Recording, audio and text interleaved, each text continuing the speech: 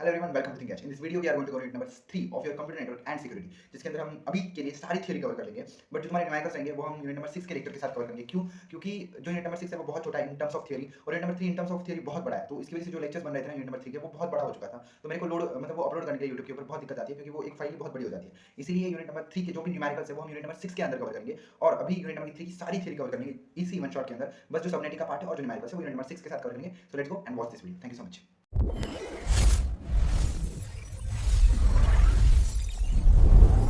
Welcome to think each. In this video we are going to cover network layer. Network layer क्या होता है? Third layer होता है तुम्हारे ओएसआई मॉडल का, जिसको हम होस्ट होस्ट डिलीवरी यानी कि सेंडर से रिसीवर तक डिलीवरी करने के लिए यूज करते हैं। और वो क्या करता है? होस्ट होस्ट मतलब सोर्स से लेकर डेस्टिनेशन तक, सेंडर से लेकर रिसीवर तक डाटा सेंड करने में हमें हमारा नेटवर्क लेयर मदद करता है। तो अभी हम उसके फंक्शंस देख लेते हैं। वो था तुम्हारा बेसिक इंट्रोडक्शन कि नेटवर्क लेयर क्या होता है। थर्ड लेयर होता है तुम्हारे ओएसआई मॉडल का, और उसके अंदर से वो क्या होता है? सेंडर से रिसीवर तक जो डाटा ट्रांसमिशन होता है वो करने के अंदर तुम्हारा नेटवर्क लेयर काम करता है। ठीक है, अब फंक्शंस क्या होते हैं नेटवर्क लेयर के? First of all logical addressing. ठीक है, लॉजिकल एड्रेसिंग। लॉजिकल एड्रेसिंग मतलब क्या? तुम्हारे जो डाटा हम ट्रांसफर कर रहे हैं या फिर कोई भी नेटवर्क है उसको एक आईपी असाइन करना। आईपी जो असाइन करता है उसको हम लॉजिकल एड्रेसिंग करते हैं। In short each device can be uniquely identify, मतलब जो भी डिवाइस है वो यूनिकली आइडेंटिफाई हो जाए। मतलब आईपी का काम ही क्या है? आईपी का काम ही होता है कि किसी भी डिवाइस को यूनिकली आइडेंटिफाई करना। तो ये उसका फर्स्ट काम है कि वो क्या करता है, किसी भी डाटा को या फिर किसी भी नेटवर्क को आईपी एड्रेस असाइन करने का काम करता है। ठीक है, मतलब आईपी होगा तभी तो कोई सोर्स से लेकर डेस्टिनेशन फाइंड करेगा, क्योंकि एक आईपी दिया है तो उसी से जो तुम्हारा आईपी है वो फाइंड हो सकता है। मतलब देखो, लेट्स से सोर्स तो एक सोर्स होता है, उससे डेस्टिनेशन तो बहुत सारे हो सकते हैं। तो वो जो डाटा है वो उसी डेस्टिनेशन तक कौन पहुंचाता है? वो आईपी पहुंचाता है। तो वही करने का काम कौन करता है? तुम्हारा लॉजिकल एड्रेसिंग करता है, और यही नेटवर्क लेयर का फर्स्ट काम होता है। ठीक है, उसके बाद हम देखते हैं राउटिंग। राउटिंग मतलब क्या? बेस्ट पाथ फाइंड करना। अभी देखो जो नेटवर्क है वो जो डाटा ट्रांसमिशन हो रहा है उसमें एक बहुत सारे रूट्स रहेंगे। तो यहाँ पे क्या करते हैं, हम छोटा सा छोटा रूट फाइंड करते हैं, जिससे कि क्या हो जाएगा, डाटा जल्दी से जल्दी डेस्टिनेशन तक पहुंचेगा और विद द सेफेस्ट पाथ। उसको ही हम कहते हैं राउटिंग। राउटिंग मतलब क्या? बेस्ट पाथ फाइंड करना for the data to reach the destination. ठीक है, उसके बाद पैकेट फॉरवर्डिंग। ठीक है, नेक्स्ट है packet forwarding. What did packet forwarding means? Forward packet from source destination through. हाँ, मतलब देखो इंटरमीडिएट डिवाइस रहेगा और उसके थ्रू हम क्या करते हैं? पैकेट्स को फॉरवर्ड करते हैं to the next of your destination. मतलब देखो सोर्स से डेस्टिनेशन तक पैकेट फॉरवर्ड करने के लिए क्या होता है? एक पाइपलाइन रहेगी या फिर कुछ तो चैनल रहेगा ना, जिसके थ्रू डाटा ट्रांसमिशन होता है। तो उसी चैनल के थ्रू पैकेट को फॉरवर्डिंग करना, ये तुम्हारा काम होता है। उसके बाद होता है इंटरनेट वर्किंग। ठीक है, मतलब क्या? जो भी दो डिफरेंट नेटवर्क है जिसके बीच में डाटा ट्रांसमिशन होने वाला है। लेट्स से सोर्स और डेस्टिनेशन है, तो सोर्स और डेस्टिनेशन के बीच में जो कम्युनिकेशन कराने का काम होता है उसको हम इंटरनेटवर्किंग करते हैं। ठीक है, provide transmission between different network technology, यानी कि दो डिफरेंट नेटवर्क टेक्नोलॉजी के बीच में क्या करता है? ट्रांसमिशन, मतलब ट्रांसमिशन या फिर डाटा ट्रांसमिशन करने का काम तुम्हारा इंटरवर्किंग करता है। उसके बाद तुम्हारा फ्रेगमेंटेशन एंड रीअसेंबली। ठीक है, फ्रेगमेंटेशन और रीअसेंबली मतलब मतलब लार्जर जो पैकेट्स रहेंगे उसको छोटे छोटे पैकेट के अंदर कन्वर्ट करना, और जो बड़े पैकेट्स हैं उनको मतलब देखो सेंडर साइड रहेगी तो सेंडर साइड पे क्या करोगे? बड़े पैकेट को छोटे पैकेट में कन्वर्ट करोगे, और जब रिसीवर साइड रहेगी तो छोटे पैकेट्स को बड़े पैकेट में कन्वर्ट करते हैं। उसको हम कहते हैं फ्रेगमेंटेशन एंड रीअसेंबली। फ्रेगमेंटेशन मतलब क्या? बड़े पैकेट को छोटे पैकेट में कन्वर्ट करना, और रीअसेंबली मतलब क्या? छोटे छोटे पैकेट को बड़े पैकेट के अंदर कन्वर्ट कर देना। ये तुम्हारा होता है फ्रेगमेंटेशन एंड रीअसेंबली। उसके बाद एरर हैंडलिंग एंड डायग्नोस्टिक्स, जो भी तुम्हारे ट्रांसमिशन के दौरान जो भी इश्यूज आएंगे या फिर जो भी एरर्स आएंगे उसको हैंडल करना, ये तुम्हारा बहुत बड़ा काम होता है तुम्हारे नेटवर्क लेयर का। और उसके बाद आता है flow control and condition control. मतलब जो तुम्हारा, मतलब देखो एक पाइपलाइन है, लेट्स कंसीडर तुम्हारी एक पाइपलाइन है ना, तुम्हारी डाटा ट्रांसमिशन की एक पाइपलाइन है। तो इसके अंदर से क्या होता है? मल्टीपल डाटा एक साथ जाते रहता है। ठीक है, मल्टीपल डाटा एक साथ जाते रहता है। तो उस डाटा को एक साथ मतलब देखो अभी ये डाटा एक साथ जा रहा है, ये डाटा एक साथ जा रहा है, तो ये जो डाटा है वो एक दूसरे के साथ कोलैप्स नहीं होना चाहिए, एक दूसरे के साथ क्या होना नहीं चाहिए? भिड़ना नहीं चाहिए। एक डाटा एक साथ जाना चाहिए, एक डाटा अलग से जाना चाहिए। तो इसी को हम कहते हैं flow control and condition control. मतलब क्या? नेटवर्क के अंदर जो भी ट्रैफिक है वो भी जाम नहीं होनी चाहिए। मतलब जब ये डाटा एक डाटा जा रहा है तो दूसरा डाटा उस वक्त नहीं जाना चाहिए। ठीक है, लेट्स से क्या हो रहा है यहाँ पे? ट्रैफिक कंट्रोल कर रहे हैं। कंजेशन कंट्रोल मतलब ट्रैफिक कंट्रोल। अगर ये तुम्हारा मीडियम है, लेट्स से ये तुम्हारा मीडियम है, तो इसके अंदर से जो डाटा जा रहा है वो बिना किसी कंजेशन के या फिर बिना किसी एक्सीडेंट के जाए, उसके हम कहते हैं flow control and congestion control. ठीक है, तो आई होप सो कि तुम्हें नेटवर्क लेयर पता चल गया है। एक नेटवर्क लेयर क्या होता है? थर्ड लेयर होता है तुम्हारा ओएसआई मॉडल का। ये होस्ट डिलीवरी करने में मदद करता है और सोर्स टू डेस्टिनेशन तक, सोर्स से लेकर डेस्टिनेशन तक डाटा ट्रांसमिशन में मदद करता है। इसके फंक्शंस हमने देखी। Logical addressing. लॉजिकल एड्रेसिंग मतलब क्या? किसी भी डाटा को या फिर नेटवर्क को आईपी एड्रेस प्रोवाइड करना जो कि उसको यूनिकली आइडेंटिफाई करेगा। राउटिंग पाथ मतलब बेस्ट पाथ फाइंड करना सोर्स से लेकर डेस्टिनेशन तक डाटा को सेंड करने के लिए। उसके बाद पैकेट फॉरवर्डिंग, जो इंटरमीडिएट चैनल रहेगा उसके थ्रू पैकेट फॉरवर्ड करना। उसके बाद इंटरनेट वर्किंग मतलब दो अगर अलग अलग नेटवर्क से तो उसके बीच में इंटर कम्युनिकेशन करवा के लाना। उसके बाद fragmentation and reassembly at the centre side, बड़े पैकेट को छोटे पैकेट में अंदर कन्वर्ट करना, और रीअसेंबली के वक्त छोटे पैकेट्स को बड़े पैकेट के अंदर कन्वर्ट करना। उसके बाद error handling and diagnostics. Error handling and diagnostics मतलब क्या? जो भी इश्यूज रहेंगे तुम्हारे डेस्टिनेशन मतलब तुम्हारे जो भी इश्यूज रहेंगे तुम्हारे ओवरऑल चैनल के अंदर उनको सॉल्व करना। और फ्लो कंट्रोल मतलब क्या? जो भी तुम्हारा चैनल है, जो भी जिसके अंदर से डाटा ट्रांसमिशन हो रहा है उसके अंदर एकदम कंजेशन कंट्रोल करना, कोई एक्सीडेंट नहीं होना चाहिए और कोई भी पैकेट लॉस वहाँ पे होना नहीं चाहिए। उसी को हम कहते हैं flow control and congestion control. ठीक है, अब नेक्स्ट प्रोसेस होती है तुम्हारी नेटवर्क एड्रेस ट्रांसलेशन। ये भी तुम्हारा बेसिक सा और बहुत बड़ा फीचर है जो कि तुम्हारा क्या कौन परफॉर्म करता है? नेटवर्क एड्रेस, नेटवर्क जो लेयर है वो परफॉर्म करता है। ठीक है, अब देखो नेटवर्क एड्रेस ट्रांसलेशन मतलब क्या? ये क्या करता है? किसी भी प्राइवेट इंटरनल आईपी को किसी भी पब्लिक एक्सटर्नल आईपी के अंदर कन्वर्ट करेगा। लेट्स से एक तुम्हारा कॉलेज है, कॉलेज के अंदर बहुत एक बड़ी लैब है, तो लैब के अंदर क्या होते हैं? बहुत सारी आईपीज रहेंगे, है ना, बहुत सारी, मतलब एक जो तुम्हारा कॉलेज है उसके अंदर बहुत सारी लैब्स है, बहुत सारी लैब्स के अंदर बहुत सारे कंप्यूटर है। तो बहुत सारे जो कंप्यूटर है, हर कंप्यूटर का जो आईपी है वो अलग होगा, है ना। लेट्स से तुम्हारे पास ये 3 कंप्यूटर है और इन 3 कंप्यूटर की आईपी अलग अलग है, बट तुम्हारा जो कॉलेज है, क्या लेट्स से इतने सारे आईपीज को तुम्हारे कॉलेज को भी आइडेंटिफाई करना पड़ेगा ना, तो तुम्हारा कॉलेज का एक सिंगल आईपी रहेगा। उस कॉलेज के आईपी के अंदर ये बाकी के सारे तुम्हारे जो कंप्यूटर के आईपी आएंगे वो आएंगे। तो उसी को हम कहते हैं प्राइवेट इंटरनल आईपी एड्रेस को पब्लिक एक्सटर्नल आईपी के अंदर कन्वर्ट करना। मतलब जो कॉलेज के अंदर की जो लैपटॉप कंप्यूटर है वो हो गया प्राइवेट आईपी, और जो कॉलेज का पर्सनल आईपी है वो हो गया उसका पब्लिक आईपी। तो इसको हम कहते हैं नेटवर्क एड्रेस ट्रांसलेशन। मतलब देखो कॉलेज के अंदर तो इतने सारे कंप्यूटर्स है, तो हर को एक नया आईपी एड्रेस असाइन करना बहुत मुश्किल चीज हो जाएगी। इसलिए हम क्या करते हैं? कॉलेज की एक पर्सनल मतलब जो पब्लिक होता है उस आईपी से तुम्हारे पूरे कॉलेज के जितने भी लैपटॉप्स है या फिर कंप्यूटर्स है उसको एक और आईपी असाइन करते हैं, मतलब उसका जो आईपी है तुम्हारे कॉलेज के कंप्यूटर का आईपी को हम कॉलेज के आईपी के अंदर कन्वर्ट करते हैं, उसको हम कहते हैं नेटवर्क एड्रेस ट्रांसलेशन प्रोसेस। मतलब प्राइवेट इंटरनल एड्रेस को पब्लिक एक्सटर्नल आईपी के अंदर कन्वर्ट करना, इसी को हम कहेंगे नेटवर्क एड्रेस ट्रांसलेशन। ठीक है, इसके क्या होगा, मल्टीपल अलाउ डिवाइसेस किए जाएंगे प्राइवेट नेटवर्क के लिए। ठीक है, allowing multiple devices in IP private network to access internet using single IP. मतलब जो तुम्हारा कॉलेज का सिंगल आईपी है उसके थ्रू तुम्हारा जो कॉलेज के सारे जो क्या होते हैं कंप्यूटर्स होते हैं वो इंटरनेट को इंटरनेट एक्सेस लेते हैं, तो यही उसकी प्रोसेस होती है। Allowing multiple devices in IP private network to access internet using single input. मतलब जो तुम्हारा कॉलेज का एक सिंगल आईपी है उसी से ही पूरे कॉलेज के जो कंप्यूटर्स है उसको आईपी जाता है, मतलब इंटरनेट जाता है। यही होती है तुम्हारी नेटवर्क एड्रेस ट्रांसलेशन प्रोसेस। ठीक है, अब नेक्स्ट होता है हाइड इंटरनल नेटवर्क स्ट्रक्चर। ये क्या करता है, इंटरनेट का जो इंटरनेट नेटवर्क स्ट्रक्चर है उसको हाइड करता है। मतलब जो तुम्हारे कॉलेज का आईपी है वही सबको दिखेगा, कॉलेज के अंदर जो कंप्यूटर्स है वो कहां पे रखे, किधर रखे, वो किसी को समझ में नहीं आएगा। ठीक है, perform by routers and firewalls. Routers और फायरवॉल्स की मदद से किया जाता है। वो हम राउटर्स के बारे में, फायरवॉल्स के बारे में बहुत अच्छे से पढ़ेंगे। तो लेट्स गो।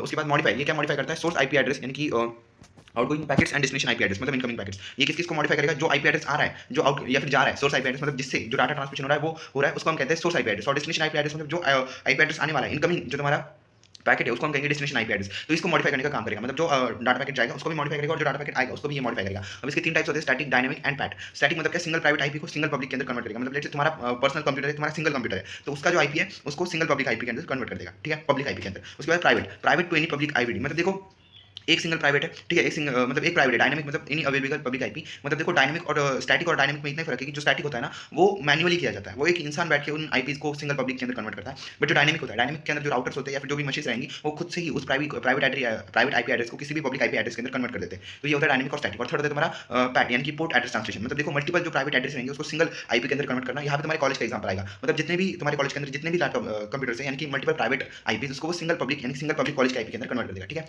ये हो गया तुम्हारा पैट।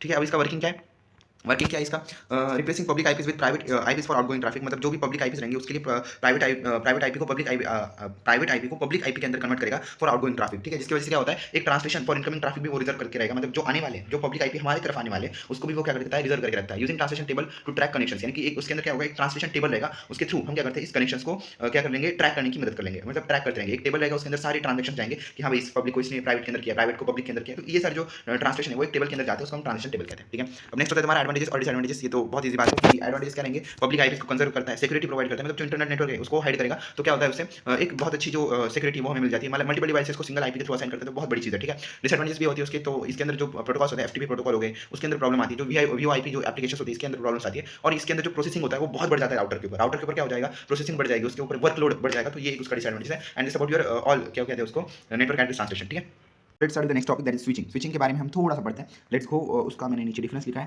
क्योंकि हम डिफरेंस के अंदर ही पढ़ लेंगे उसको, तो थोड़ा सा फास्टर हमें समझ में आ जाएगा, क्योंकि उसका तो आता ही डिफरेंस ही है, या फिर अगर डिफरेंस नहीं आया तो भी वो क्या आएगा, सेपरेट आएगा। तो डिफरेंस के भाई समझोगे तो वैसे भी समझ जाओगे। तो स्विचिंग क्या होता है, transfer of data source to destination uses intermediate devices path. मतलब डाटा का ट्रांसमिशन करना सोर्स से लेकर डेस्टिनेशन तक, उसी को हम कहेंगे स्विचिंग। स्विचिंग का मीनिंग क्या है, जब हम डाटा ट्रांसमिशन करते हैं यूज सोर्स से लेकर डेस्टिनेशन तक उसको हम कहेंगे स्विचिंग।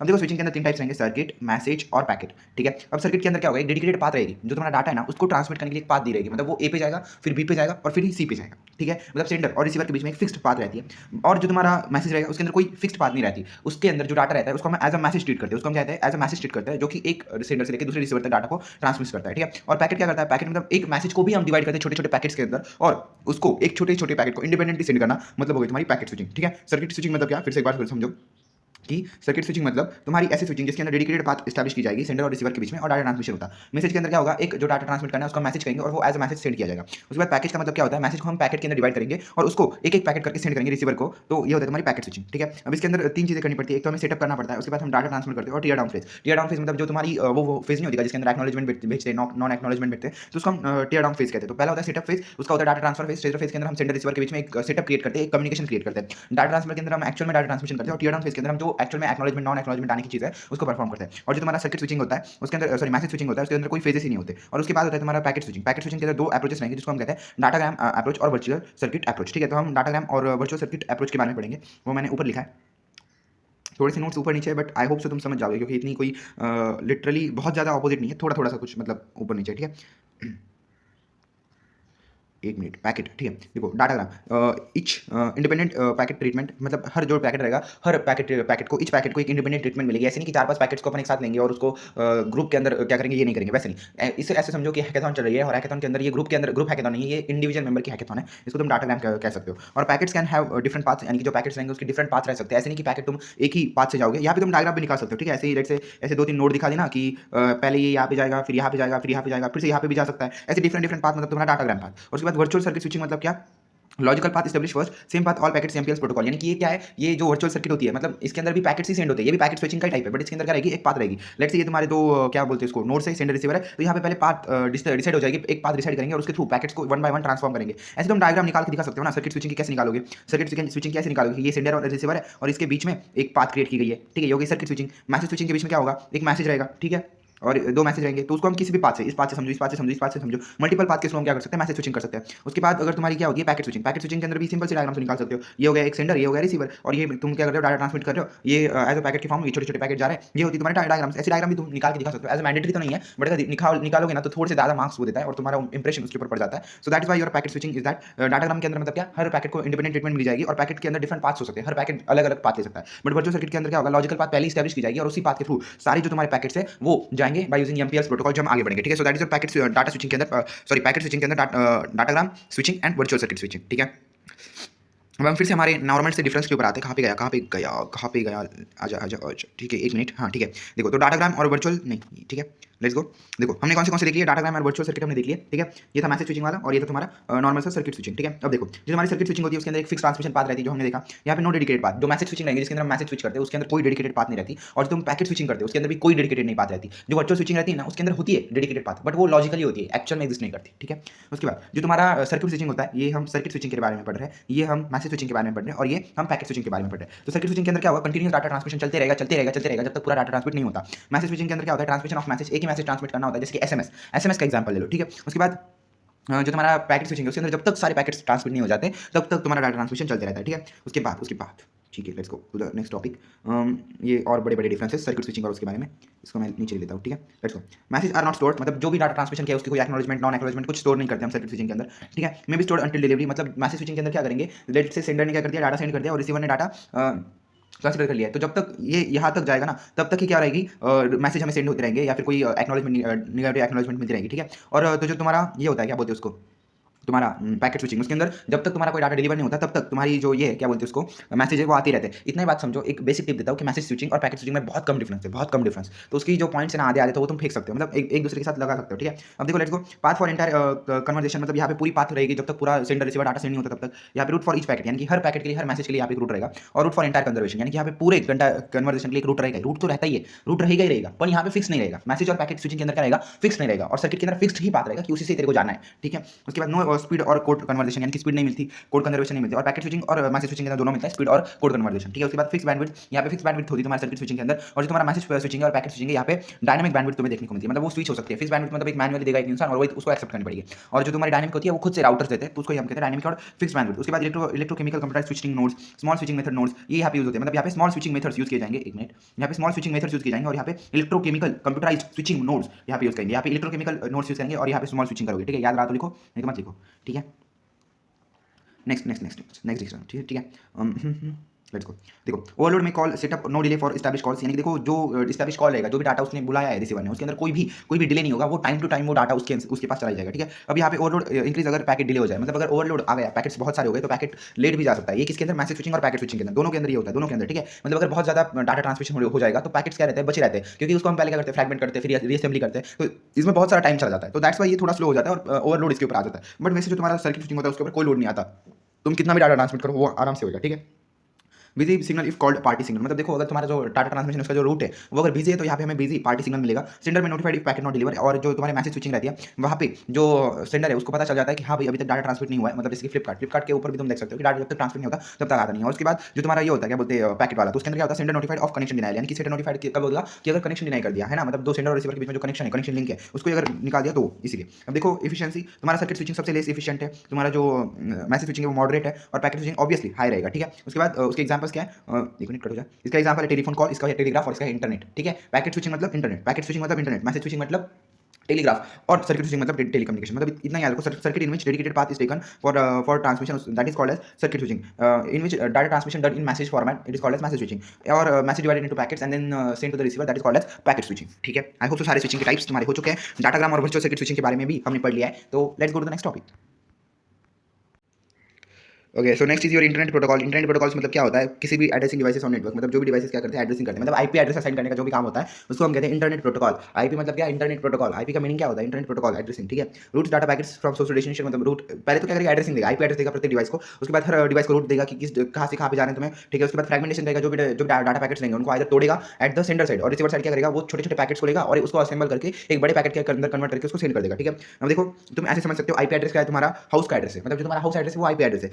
डाटा पैकेट क्या होता है, तुम्हारा लेटर, जो लेटर कोई सेंड करने वाला है वो तुम्हारा डाटा पैकेट है। और राउटर क्या है, पोस्ट ऑफिस। राउटर क्या है, पोस्ट ऑफिस, मतलब देखो लेट्स से ये क्या है, राउटर है। राउटर क्या करता है, तुम्हारे होम के अंदर, ये तुम्हारा होम है, ठीक है, इसके अंदर क्या करेगा तुम्हारा राउटर, क्या करेगा, पोस्ट ऑफिस से लेटर सेंड करेगा, तो उसको हम कहते हैं डाटा ट्रांसफर। राउटर क्या हो गया तुम्हारा, पोस्ट ऑफिस, डाटा पैकेट क्या है तुम्हारा लेटर, और जो तुम्हारा होम है वो क्या है तुम्हारा हाउस एड्रेस यानी कि आईपी एड्रेस। बहुत इजीली समझ में आया होगा, ये देखने की जरूरत नहीं है, मैं समझाने के लिए सिनेरियो बोल रहा हूँ। ठीक है, अब ये क्या होता है, कनेक्शन लेस होता है, अनरिलायबल होता है, यानी कि यहाँ पे कनेक्शन नहीं होते सेंडर और रिसीवर के बीच में, आईपी एड्रेसिंग के बीच में कोई कनेक्शन नहीं होता। उसके बाद works with higher layer protocols. Higher layer जो प्रोटोकॉल्स रहेंगे, टीसीपी, यूडीपी, जिसके अंदर हम आगे पढ़ेंगे 4th यूनिट के अंदर, उसके बारे में यहाँ पे लिखा है कि works with higher layer protocol. जो हायर लेयर प्रोटोकॉल्स रहेंगे उसके साथ वो वर्क करेगा, जैसे कि टीसीपी हो गया, यूडीपी हो गया, जो क्या करता है, इंश्योर रिलायबिलिटी को इंश्योर करता है। तो आई थिंक तुम्हें इंटरनेट प्रोटोकॉल समझ में आ गया होगा। ये क्या करता है, जो भी आईपी एड्रेस है वो तुम्हारे डिवाइस को असाइन करेगा, रूट्स को डिसाइड करेगा और पैकेट्स को फ्रैगमेंट करेगा, मतलब छोटे छोटे पार्ट्स में तोड़ेगा और एक साथ लाने का काम करेगा तुम्हारा इंटरनेट प्रोटोकॉल। ठीक है, उसका वर्जन है IPv4 IPv6। I hope so you get it that. ठीक है, लेट्स गो नेक्स्ट पार्ट। इसके अंदर ये तुम्हारा पहला IPv4। IPv4 क्या होता है, इंटरनेट प्रोटोकॉल वर्जन 4। ठीक है, इसके अंदर क्या रहेंगे तुम्हारे जो तुम्हारा जो लेट्स से ये क्या होता है, एक मिनट पहले यहाँ से शुरू करते हैं। ये 32 बिट एड्रेसिंग होता है। ये क्या करता है, तुम्हारे डिवाइस को 32 बिट का आईपी एड्रेस असाइन करता है। कितने बिट का, 32 बिट का आईपी एड्रेस असाइन करता है। ठीक है, इसके अंदर about 4.2 billion IP addresses maxly create हो सकते हैं in the world. IP address IPv4 कितने का क्रिएट हो सकते हैं, 4.3 बिलियन, बहुत हो गए। ठीक है, बट एक्चुअल में लोग कितने हैं दुनिया के अंदर, 8 बिलियन है, तो ये सफिशिएंट नहीं होते। ठीक है, उसके बाद return into decimal form. Decimal form के अंदर लिखते हैं, स्प्लिट इनटू 4 नंबर्स, इस फॉर्म में हम उसको लिखते हैं। वो हम आगे बढ़ेंगे क्योंकि हम वो सॉल्यूशंस देने वाले, वो सॉल्व करने वाले, तो उधर वो लगेगा ही, तो यहाँ पे मैं इसको वेस्ट नहीं करूँगा टाइम को। तो इतना याद रखो कि यहाँ पे क्या होगा, डेसिमल फॉर्म को यूज करते हैं और 4 नंबर्स के अंदर स्प्लिट करते हैं। तो ये उसका एग्जांपल होता है 198.19 168.11। ऐसे तुम वहाँ पे कुछ भी लिख के आ सकते हो, 173.152.11, ये कुछ भी लिख के आ सकते हो। ठीक है, तो इतना याद रखो, IPv4 क्या होता है, 32 बिट एड्रेसिंग होता है, जो कि 4.3 billion IP addresses maximum create कर सकता है 4 डेसिमल फॉर्म में। इसके अंदर हम इसको लिखते हैं और इसका एग्जांपल होता है। ये सिक्योरिटी इज ऑप्शन, यहाँ पे जो सिक्योरिटी रहती है वो ऑप्शन रहती है, इसलिए तो IPv6 आया था। उसके बाद लेस एफिशिएंट राउटिंग, और यहाँ पे जो राउटिंग होती है वो भी बहुत धीरे होती है, तो इसलिए IPv4 नहीं, मतलब यूज बहुत यूज होता है, बट इसलिए IPv6 आया था। इसके अंदर लिमिटेड ऑटो कॉन्फिगरेशन है, मतलब ऑटोमेटिक जो वर्क है वो बहुत लिमिटेड होता है। उसके बाद कॉम्प्लेक्स हेडर, यहाँ जो हेडर होता है ना तुम्हारे इंटरनेट प्रोटोकॉल का, वो बहुत IPv4 का वो बहुत कॉम्प्लेक्स होता है। और address is equal to network plus host ID. Address क्या रहेगा यहाँ पे, network ID plus host ID, वो भी हम बहुत अच्छे से पढ़ेंगे जब हम सॉल्यूशंस वो होते हैं ना, तुमने PYQ के कुछ कमेंट भी आए तो उस PYQ के अंदर हम कवर करेंगे। ठीक है, बट इतना याद रखो कि यहाँ पे एड्रेस क्या होता है, network ID plus host ID, और इसको हम क्या करते हैं, 5 क्लासेस में डिवाइड करते हैं तुम्हारे IPv4 के एड्रेस को, A से लेके E तक। ठीक है, so that is your IPv4। IPv4 क्या है, इतना याद रखो, IPv4 is a 32 bit addressing, जो कि अप्रॉक्स 4.3 बिलियन आईपीस क्रिएट कर सकता है मैक्सिमम, और इसको हम डेसिमल फॉर्म के अंदर लिखते हैं और उसको 4 के अंदर स्प्लिट करते हैं, और कॉम्प्लेक्स हेडर होता है, ये तुम याद रख लो। ठीक है, अब इसका हम हेडर देख लेते हैं IPv4 का। ठीक है, ये होता है उसका IPv4 का हेडर फॉर्मेट। ठीक है, ये क्या करता है, हेडर तुम्हारा, हेडर क्या करता है, ये तुम्हें आएगा ही, हेडर आते हैं, एक्चुअल में हेडर आते हैं, तो याद रखना। Carries all necessary information to deliver packet from source station, मतलब हेडर के अंदर क्या रहेगी, सोर्स से डेस्टिनेशन में जो डाटा ट्रांसमिट होने वाला है उसकी सारी इन्फॉर्मेशन रहेगी। ऐसे अपने आप से तो वो डाटा जाएगा नहीं वहाँ पे, तो यहाँ पे देखो, इधर देखो, हेडर प्लस डाटा, हेडर है, हेडर यूज डाटा को क्या कर रहा है, लेके जा रहा है तुम्हारे सोर्स से लेकर डेस्टिनेशन तक। हेडर का वही काम है कि डाटा को इनिश्योर करना कि डिलीवरी अच्छे से होगी कि नहीं। Handle fragmentation, identify next protocol, यानी कि जो नेक्स्ट प्रोटोकॉल्स रहते हैं उसको आइडेंटिफाई करना, और फ्रैगमेंटेशन में भी इसका मदद होता है। नेक्स्ट प्रोटोकॉल मतलब देखो, जब तुम ट्रांसपोर्ट लेयर्स में जाओगे या फिर अगले सेक्शन लेयर के अंदर से जाओगे, तो उसके नेटवर्क्स को भी असाइन करना, ये चेक करना, ये तुम्हारा होता है IPv4 हेडर फॉर्मेट का काम। ठीक है, अब हम हेडर फॉर्मेट देखते हैं। अब देखो, मैं सीधे यहाँ भी बोल रहा हूँ, यानी कि मैं पीछे बाद में जाके थियरी नहीं पढ़ूंगा, तो इधर ही बहुत अच्छे से ध्यान दो। पहले तो तुम्हारा होता है हेडर प्लस डाटा, हमें सिर्फ हेडर के पीछे बारे में पढ़ना है। हेडर क्या करता है, पूरे डाटा को अच्छे से लेके जाने का काम करता है, सोर्स से लेकर डेस्टिनेशन तक, और डाटा मतलब जो एक्चुअल डाटा हम ट्रांसमिट कर रहे हैं वो। अब उसके अंदर होता है पहला वेरिएबल, VER, वेरिएबल मतलब क्या, ये तुम्हारे IP का वर्जन दिखा रहा है, किस वर्जन का तुम्हारा IPv4 है, मतलब IPv4 का वर्जन क्या है। उसके अंदर भी क्लासेस है ना, ABCD, तो वो शो कर रहा है कि तुम्हारा जो वर्जन है इनपुट का वो क्या है, सॉरी मतलब तुम्हारे जो हेडर है, तुम्हारा जो डाटा जा रहा है उसका वर्जन क्या है, वो होता है तुम्हारा वर्जन। उसके बाद H लेंथ, एक मिनट। ठीक है, अब H लेंथ का मीनिंग क्या है, H लेंथ का मीनिंग है तुम्हारा हेडर लेंथ, यानी कि जो तुम्हारी हेडर की लेंथ है वो कितनी है, इस हेडर की लेंथ कितनी है, वो होता है तुम्हारा एक मिनट, हेडर की लेंथ क्या है तुम्हारी, वो होता है तुम्हारा H लेंथ। ठीक है, उसके बाद सर्विस। ठीक है, सर्विस का मीनिंग क्या है, service means service goes for हाँ, एक मिनट। हाँ, देखो जो तुम्हारा एच लेंथ होता है, एच लेंथ वो क्या करता है, वो तुम्हारे डाटा की जो लेंथ है, मतलब जो तुम्हारा ओवरऑल लेंथ है उसको रिप्रेजेंट करता है, बट वो सिर्फ वर्डिंग में करेगा, ठीक है। किसमें करेगा? वर्डिंग में करेगा, नंबर्स के फॉर्म में वो नहीं करता है। वो नंबर के फॉर्म्स में तुम्हारी डाटा को क्या हेडर की लेंथ को स्टोर नहीं करता है, वर्ड्स के फॉर्मेट में तुम्हारी हेडर लेंथ रहेगी, उसको हम कहते हैं एच लेंथ। उसकी 4 बिट की साइज रहेगी, ठीक है। ओवरऑल जो तुम्हारा पूरा ये रहता है IPv4 वो 32 बिट का रहता है, और वो उसमें से 4 बिट वर्जन के लिए, 4 बिट एच लेंथ के लिए, उसके बाद 6 बिट 8 बिट सर्विस के लिए। सर्विस मतलब जो तुम्हारा डाटा पैकेट है वो कौन सी सर्विस परफॉर्म करने वाला है, कौन से डाटा के लिए किस ऑपरेशन को परफॉर्म करने वाला है, ये सर्विस के अंदर होता है, यानी कि ऑपरेशंस ओवरऑल रहते हैं उसके अंदर, ठीक है। उसके बाद टोटल लेंथ क्या होती है? टोटल पैकेट की साइज। टोटल पैकेट की साइज क्या है उसको हम कहेंगे टोटल लेंथ। टोटल लेंथ मतलब क्या? टोटल पैकेट की साइज मतलब header plus data equal to total length of your header, ठीक है। मतलब ये जो पूरा हमने यहाँ पे लिखा है उसकी लेंथ कितनी है, हेडर प्लस डाटा की, उसको हम कहेंगे टोटल लेंथ, ठीक है। उसके बाद आइडेंटिफिकेशन का काम क्या होता है? Unique ID for fragment packets, यानी कि हर पैकेट को एक यूनिक आईडी असाइन करने का काम होता है तुम्हारे आइडेंटिफिकेशन का। आइडेंटिफिकेशन क्या करेगा? हर जो तुम्हारा नेटवर्क डिवाइस रहेगा उसको एक यूनिक आईपी एड्रेस प्रोवाइड करेगा, ठीक है। उसके बाद फ्लैग्स कितने होते हैं? 3 होते हैं। ये क्या करते हैं? तुम्हारे पूरे आईपी एड्रेस, तुम्हारा जो पूरा हेडर है उसको कंट्रोल करने का काम करते हैं। अगर 0 रहा तो तुम्हारा जो हेडर है वो रिजर्व है, अगर 1 हुआ तो तुम्हारे जो पैकेट्स है वो डोंट फ्रैगमेंट है, और 2 रहा तो तुम्हारा मोर फ्रैगमेंट है, ठीक है। उसके बाद नेक्स्ट तुम्हारा फ्रैगमेंट ऑफसेट, ठीक है। फ्रैगमेंट ऑफसेट मतलब क्या? Position of the fragment in original packet, यानी कि जो तुम्हारा ओरिजिनल पैकेट है तुम्हारा एक बहुत बड़ा पैकेट रहेगा और उसके अंदर फ्रैगमेंट्स रहेंगे, ठीक है। तो उस पैकेट की उस फ्रैगमेंट की ओरिजिनल पोजीशन क्या है उस पैकेट के अंदर, ये होता है तुम्हारा फ्रैगमेंटेशन ऑफसेट। उसके बाद होता है time to live. Time to live मतलब क्या? मैक्सिमम हॉप्स अलाउड, मतलब कितने राउटर्स के साथ या फिर कितने मल्टीपल डिवाइसेस के साथ तुम्हारा जो नेटवर्क है या फिर आईपी है वो कनेक्ट हो सकता है, उसको हम कहते हैं टाइम टू लाइव। उसके बाद प्रोटोकॉल मतलब क्या?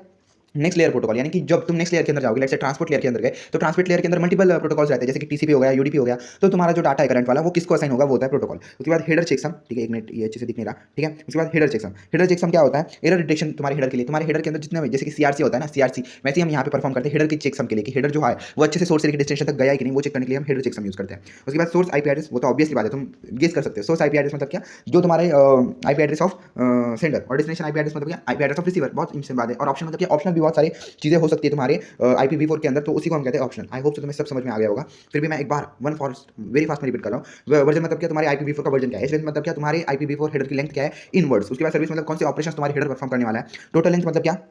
टोटल लेंथ मतलब तुम्हारा डाटा प्लस हेडर उन दोनों की मिला के लेंथ क्या होती है, उसको टोटल लेंथ कहते हैं। आइडेंटिफिकेशन का काम क्या होता है? यूनिक आईडी प्रोवाइड करना तुम्हारे पैकेट्स को। उसके बाद फ्लैग्स का काम क्या होता है? पूरे ओवरऑल स्ट्रक्चर को कंट्रोल करना, उसके अंदर 0 1 2 ऐसे 3 फ्लैग्स होते हैं। उसके बाद फ्रैगमेंटेशन ऑफसेट मतलब क्या? तुम्हारे पैकेट के अंदर तुम्हारे फ्रैगमेंटेशन की एक्चुअल पोजीशन क्या है वो डिफाइन करता है। उसके बाद टाइम टू लाइव मतलब क्या? मैक्सिमम हॉप्स, कितने हॉप्स अलाउड है, मतलब कितने राउटर्स या फिर कितने टाइम अलाउड है तुम्हारे राउटर के अंदर, मतलब एक कितने राउटर्स अलाउड है तुम्हारे नेटवर्क को ट्रांसमिट करने के लिए, ठीक है। उसके बाद प्रोटोकॉल का मतलब क्या है? कौन सा नेक्स्ट लेयर प्रोटोकॉल तुम यूज करने वाले हो, जैसे कि टीसीपी हो गया, यूडीपी हो गया, मतलब ट्रांसपोर्ट लेयर के अंदर जब तुम जाओगे तो कौन सा लेयर यूज करोगे वो यहाँ पे होता है। उसके बाद हेडर चेकसम मतलब हेडर के अंदर कोई एरर आ गया तो उसको चेक करेगा। सोर्स आईपी एड्रेस मतलब सेंडर का आईपी एड्रेस, डेस्टिनेशन मतलब रिसीवर का आईपी एड्रेस, और ऑप्शन मतलब ऑप्शनल है यार, बस खत्म बात है। नेक्स्ट हम जाते हैं IPv6 के ऊपर। ऑब्वियसली बात है, किसके ऊपर जाएंगे? IPv6 के ऊपर जाएंगे। अब देखो IPv6 बहुत बड़ी चीज़ है, महंगी चीज़ है। वो 128 बिट की एड्रेसिंग होती है, यानी कि यहाँ पे 128 बिट की। IPv4 के अंदर कितनी की मिल रही थी? 32 बिट की मिल रही थी। अब 32 बड़ा क्या 128, ऑब्वियसली यार 128 बड़ा है, ठीक है। उसके बाद प्रोवाइड 3.4 × 10⁻38 एड्रेस, ठीक है, इतने एड्रेस प्रोवाइड करता है, यानी कि क्वाड्रालियन के अंदर ये एड्रेसेस है। तुम्हारा जो IPv4 था वो कितना कर रहा था? 4.3 बिलियन सिर्फ, और 4.3 बिलियन तो उससे ज़्यादा तो लोग है पूरे वर्ल्ड के अंदर, ठीक है। 2 बिलियन तो सिर्फ इंडिया के ही अंदर है। तो इतना बड़ा जो तुम्हारा प्रॉब्लम था IPv4 के साथ था, बट IPv6 के अंदर ऐसा नहीं है। IPv6 के अंदर 3.4 × 10⁻38 जब तुम लिख के सकते हो, वहाँ पे तुम एग्जामिनर के लिए 38 0 भी लिख के आओगे तो वो भी इंप्रेस हो जाएगा, ठीक है। तो इतना बड़ा IPv6 होता है कि बहुत ज़्यादा बड़ा इसका रेंज है, बहुत सारे IPv6 वो असाइन कर सकता है एक साथ, इसीलिए IPv6 ज़्यादा यूजफुल होता है, बट वो यूज़ नहीं किया जाता। उसका भी रीजन हम समझेंगे कि IPv6 यूज़ क्यों नहीं करते ज़्यादातर, ठीक है, क्योंकि उसका भी एक स्पेशल रीजन होता है, उसको भी हम पढ़ेंगे, कोई टेंशन नहीं है, ठीक है ना। Let's go to the next point. हाँ, ये उसका एग्जाम्पल है। यहाँ पे जो तुम्हारा एड्रेस होता है वो हेक्साडेसिमल फॉर्म के अंदर रहेगा और 8 नंबर्स उसके अंदर रहेंगे। तो ये तुम्हारा पूरा 8 पार्ट्स उसके अंदर रहेगा, 1 2 3 4 5 6 7 8, ठीक है। तो इसको तुम ABCD और मतलब स्मॉल के अंदर, बड़ी के अंदर नहीं, और 1 2 3 4 1 से लेकर 9 तक कुछ भी घुसा सकते हो, चल जाएगा। तो ये तुम्हारा एग्जाम्पल। ऐसा नहीं है कि मैंने ये एग्जाम्पल बहुत देख के लिखा है, मैंने भी ये मन से ही कुछ भी 2001 8888 कुछ भी लिख दिया है, ठीक है। ऐसा होता है IPv6 कुछ भी असाइन हो सकता है, उसका कोई फिक्स फॉर्मेट नहीं रहेगा। फिक्स फॉर्मेट क्या रहेगा कि वो हेक्साडेसिमल फॉर्म के अंदर रहेंगे और 8 नंबर्स रहेंगे, 8 पार्ट्स रहेंगे, और हर पार्ट के अंदर 4 नंबर्स रहेंगे, इतना याद रखना है, ठीक है। बाकी उधर उस 4 पार्ट के अंदर तुम कुछ भी डाल के आओ, उससे कोई फर्क नहीं पड़ता, ठीक है। ये हो गया था IPv6। अब इसका जो ये होता है, ये IPv4 के कंपैरिजन में सिंपलर हेडर रहेगा, और मतलब हेडर सिंपल है वो तो तुम लिख सकते हो, ठीक है। सपोर्ट ऑटो कॉन्फ़िगरेशन IP, मतलब यहाँ पे ऑटो कॉन्फ़िगरेशन जो IP असाइनमेंट होती है वो क्या होती है? ऑटोमेटिकली होती है, जो कि IPv4 के अंदर हो नहीं रही थी। तो ये एक बहुत बड़ा मतलब ऑटोमेटिक है यार, वो मैनुअल था। उसके बाद सिंपल हेडर है, वो फिर से रिपीट हो गया may be. Built in IPv6 security हम यूनिट 6 के अंदर देखेंगे, बट यहाँ पे बिल्ट इन हमें वो मिलती है जो कि हमें IPv4 के अंदर नहीं मिलती थी, तो इसलिए हम IPv6 को ज़्यादा प्रेफर करते हैं। मोर एफिशिएंट राउटिंग, यहाँ पे राउटिंग भी बहुत ज़्यादा एफिशिएंट रहेगी, और क्रिएटेड टू सिंप्लीफाई IPv4। इसका काम ही क्या है? IPv4 को सिंप्लीफाई करना, ठीक है। Fields of IPv6 header base 40 bytes, हाँ, मतलब इसका जो हेडर का बेस होता है वो 40 बाइट्स का होता है। अभी हम उसका हेडर देखेंगे, ठीक है, हेडर देखेंगे, लेट्स गो, है ना। हेडर देखते हैं। हेडर क्या है तुम्हारा? पहली बात तुम्हारा वर्जन है, जो तुम्हारे IPv4 के अंदर भी था। वर्जन क्या करता है? तुम्हारा जो हेडर है उसका वर्जन क्या है उसको रिप्रेजेंट करता है, किस वर्जन का तुम्हारा हेडर है, मतलब वर्जन बदलते रहते हैं। IPv6 के अंदर भी वर्जन 1, वर्जन 2, वर्जन 3, वर्जन 4 बदलते रहेंगे, तो वर्जन रहता है। उसके बाद priority traffic class. Priority traffic class क्या होता है? QoS, मतलब क्वालिटी ऑफ सर्विस और प्रायोरिटी को चेक करता है। मतलब तुम्हारा जो डाटा ट्रांसमिशन है उसकी जो क्वालिटी है वो हाई रहनी चाहिए, उसको वो चेक करता है। क्वालिटी रहनी चाहिए ना, प्रायोरिटी, और किस डाटा को पहले प्रायोरिटी देना है। मतलब अभी कोई बहुत बड़ा इंपॉर्टेंट इंसान है और कोई बहुत बड़ा अनइंपॉर्टेंट इंसान है। लेट्स से तुम्हारे कॉलेज के अंदर 2 टीचर है, एक खड़ूस है और एक अच्छा है, तो तुम अच्छे वाले को असाइनमेंट लेट में दे सकते हो और जो खड़ूस वाला है उसको पहले देना पड़ता है, उसको प्रायोरिटी देनी पड़ती है। तो वो ये करता है, प्रायोरिटी करता है। ये तुम ऐसे समझो कि तुम स्टूडेंट हो और तुम उस खड़ूस वाले को ज़्यादा प्रायोरिटी दे रहे हो, तो ये होता है प्रायोरिटी ट्रैफिक क्लास, ठीक है। उसके बाद फ्लो लेवल मतलब क्या? 20 लेवल बिट्स, ये 20 बिट का होता है लेवल बिट्स। मतलब ये क्या करता है, तुम्हारे जो पैकेट रहेंगे, पैकेट का फ्लो क्या है, पैकेट किस डायरेक्शन में जा रहा है, उसका फ्लो क्या है, उसको आइडेंटिफाई करने का काम करता है। उसके बाद पेलोड लेंथ, ठीक है, ऑब्वियसली पेलोड की लेंथ क्या रहेगी? तुम्हारे size of data after header, मतलब तुम्हारे डाटा के मतलब देखो हेडर निकालो, तुम हेडर निकाल लो, है ना, और सिर्फ डाटा कितना बचा है उसकी जो लेंथ है उसको हम पेलोड लेंथ कहते हैं। उसके बाद नेक्स्ट हेडर, यानी कि जो तुम्हारा हेडर्स रहते हैं उसके अंदर बहुत सारे क्या रहेंगे, हेडर्स रहते हैं, मतलब बहुत सारे पैकेट, एक पैकेट के अंदर बहुत सारे फ्रैगमेंट्स रहते हैं, बराबर। तो एक फ्रैगमेंट के लिए एक हेडर होता है, तो एक हेडर के अंदर नेक्स्ट हेडर कौन सा रहेगा, नेक्स्ट फ्रैगमेंट का हेडर कौन सा आएगा उसको हम कहते हैं नेक्स्ट हेडर। उसके बाद होती है हॉप लिमिट्स। हॉप लिमिट्स मतलब भाई जो तुम्हारे IPv4 के अंदर था, हॉप लिमिट के लिए कि कितने नंबर ऑफ राउटर्स यहाँ पे हम यूज कर सकते हैं उसको हम कहते हैं हॉप लिमिट्स। उसके बाद source IP address. Source IP address मतलब जो सेंडर का IP एड्रेस है, डेस्टिनेशन IP एड्रेस मतलब जो रिसीवर का IP एड्रेस है। Extension headers. एक्सटेंशन हेडर्स मतलब क्या? देखो अगर बहुत ज़्यादा हेडर्स है वो तुम्हें ऐड करते जाने तुम्हारे डाटा के अंदर, पैकेट के अंदर अगर तुम ऐड करते जाओगे उस डाटा को, तो उसको हम कहते हैं एक्सटेंशन हेडर्स, ठीक है। उसके बाद डाटा पेलोड। डाटा पेलोड मतलब जो भी डाटा है उसकी साइज कितनी है उसको हम कहेंगे तुम्हारा डाटा पेलोड, ठीक है। So that's your version, private traffic class, flow level and all, ठीक है। तो देखो एक बार फिर से मैं रिवाइज कर देता हूँ फास्ट फॉरवर्ड। इसकी हम फास्ट फॉरवर्ड कर लेते हैं। वर्जन क्या होता है? वर्जन तुम्हारे IPv6 का वर्जन दिखाता है। प्राइवेट ट्रैफिक क्लास मतलब किस पैकेट को पहले प्रायोरिटी देनी है और उसकी क्वालिटी ऑफ सर्विस को मेंटेन करना। उसके बाद फ्लो लेवल मतलब क्या? तुम्हारा जो फ्लो है पैकेट्स का उसको मैनेज करना, किस डायरेक्शन के अंदर तुम्हारा फ्लो होना चाहिए और उसको आइडेंटिफाई करना, प्रायोरिटाइज करना। पेलोड लेंथ मतलब जब तुम हेडर निकाल देते हो तो डाटा की साइज जितनी बनती है उसको हम पेलोड लेंथ कहते हैं। नेक्स्ट हेडर मतलब क्या? तुम्हारा नेक्स्ट हेडर कौन सा है तुम्हारे पैकेट के अंदर आफ्टर दिस फ्रैगमेंट, उसको हम कहेंगे नेक्स्ट हेडर। उसके बाद हॉप लिमिट्स मतलब क्या? हॉप लिमिट्स मतलब कितनी बार तुम्हारा जो राउटर है उसको असाइन कर सकता है और उसको यूज कर सकता है, वो होती है हॉप्स। सो IP एड्रेस मतलब सेंडर का IP एड्रेस, डेस्टिनेशन मतलब वो तुम्हारा क्या होता है रिसीवर का IP एड्रेस। एक्सटेंशन हेडर्स मतलब अगर तुम्हें हेडर्स एक्सटेंड करते जाना है तो उसका IP एड्रेस। और डाटा पेलोड मतलब क्या? तुम्हारा ओवरऑल डाटा पेलोड होता है, मतलब जितना ओवरऑल डाटा है वो। मैं तुम्हें एक बहुत अच्छी बात समझा सकता हूँ कि जो एक्सटेंशन हेडर और डाटा पेलोड है वो ऑप्शनल चीज़ है, वो अगर तुम यहाँ पे नहीं भी लिखोगे तो भी सही हो जाएगा। ऊपर की जो 8 तक चीज़ें जब तक सोर्स IP एड्रेस है अगर वहाँ तक भी लिखोगे तो भी तुम्हारा आंसर करेक्ट ही होगा, कोई मार्क्स नहीं कटेंगे, ठीक है। नेक्स्ट तुम्हारा नेक्स्ट क्या है तुम्हारा? हाँ नेक्स्ट एक मिनट इंटरनेट प्रोटोकॉल हो गया, ये हो गए IPv6 का फोटो कहाँ पे? हाँ ये। इसके बाद एक चीज़ और होनी चाहिए, एक चीज़ कहाँ पे ये?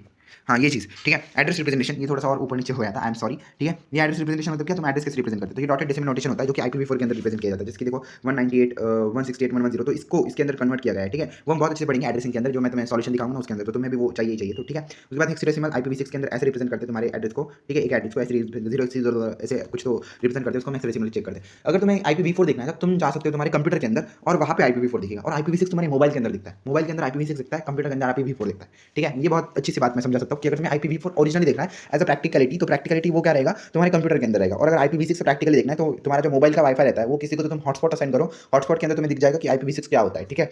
उसके बाद why do we still use IPv4? अभी मैंने तुम्हें बोला कि IPv6 के एक बार ये देख लो कि IPv6 के एडवांटेजेस क्या है ओवर IPv4, तो तुम्हें समझ में आएगा। देखो ह्यूज एड्रेस स्पेस, IPv6 का ह्यूज एड्रेस स्पेस है, कुछ तो 3.4 × 10⁻38 का उसका क्या एड्रेस स्पेस है। बिल्ट इन सिक्योरिटी मिलती है, बेटर राउटिंग मिलती है क्योंकि ऑटोमेटिक है। नो ब्रॉडकास्ट ट्रैफिक, यानी कि यहाँ पे ट्रैफिक भी नहीं होता चैनल के अंदर। Improve mobility and quality of service, मतलब क्वालिटी ऑफ सर्विस को भी बढ़ाता है, ऑटो कॉन्फिगर करता है IPs को, तो ये उसका एडवांटेज है। फिर भी हम IPv4 को क्यों यूज करते हैं वो हम देखते हैं। तो देखो इजी है डिप्लॉयमेंट, जो IPv4 होता है उसकी डिप्लॉयमेंट बहुत ज़्यादा ईजी हो जाती है। ये ओल्ड सिस्टम के लिए बनाया, तो ओल्ड सिस्टम अभी भी एग्जिस्ट करती है, बहुत सारी नई सिस्टम्स आई नहीं है जो IPv6 के ऊपर काम करेगी। और टाइमली एंड कॉस्टली का ट्रांजिशन, यानी कि जो टाइमली और कॉस्टली ट्रांजिशन होता है IPv6 का। IPv4 सस्ता है, चीपर है, तो इसलिए वो ज़्यादा यूज किया जाता है।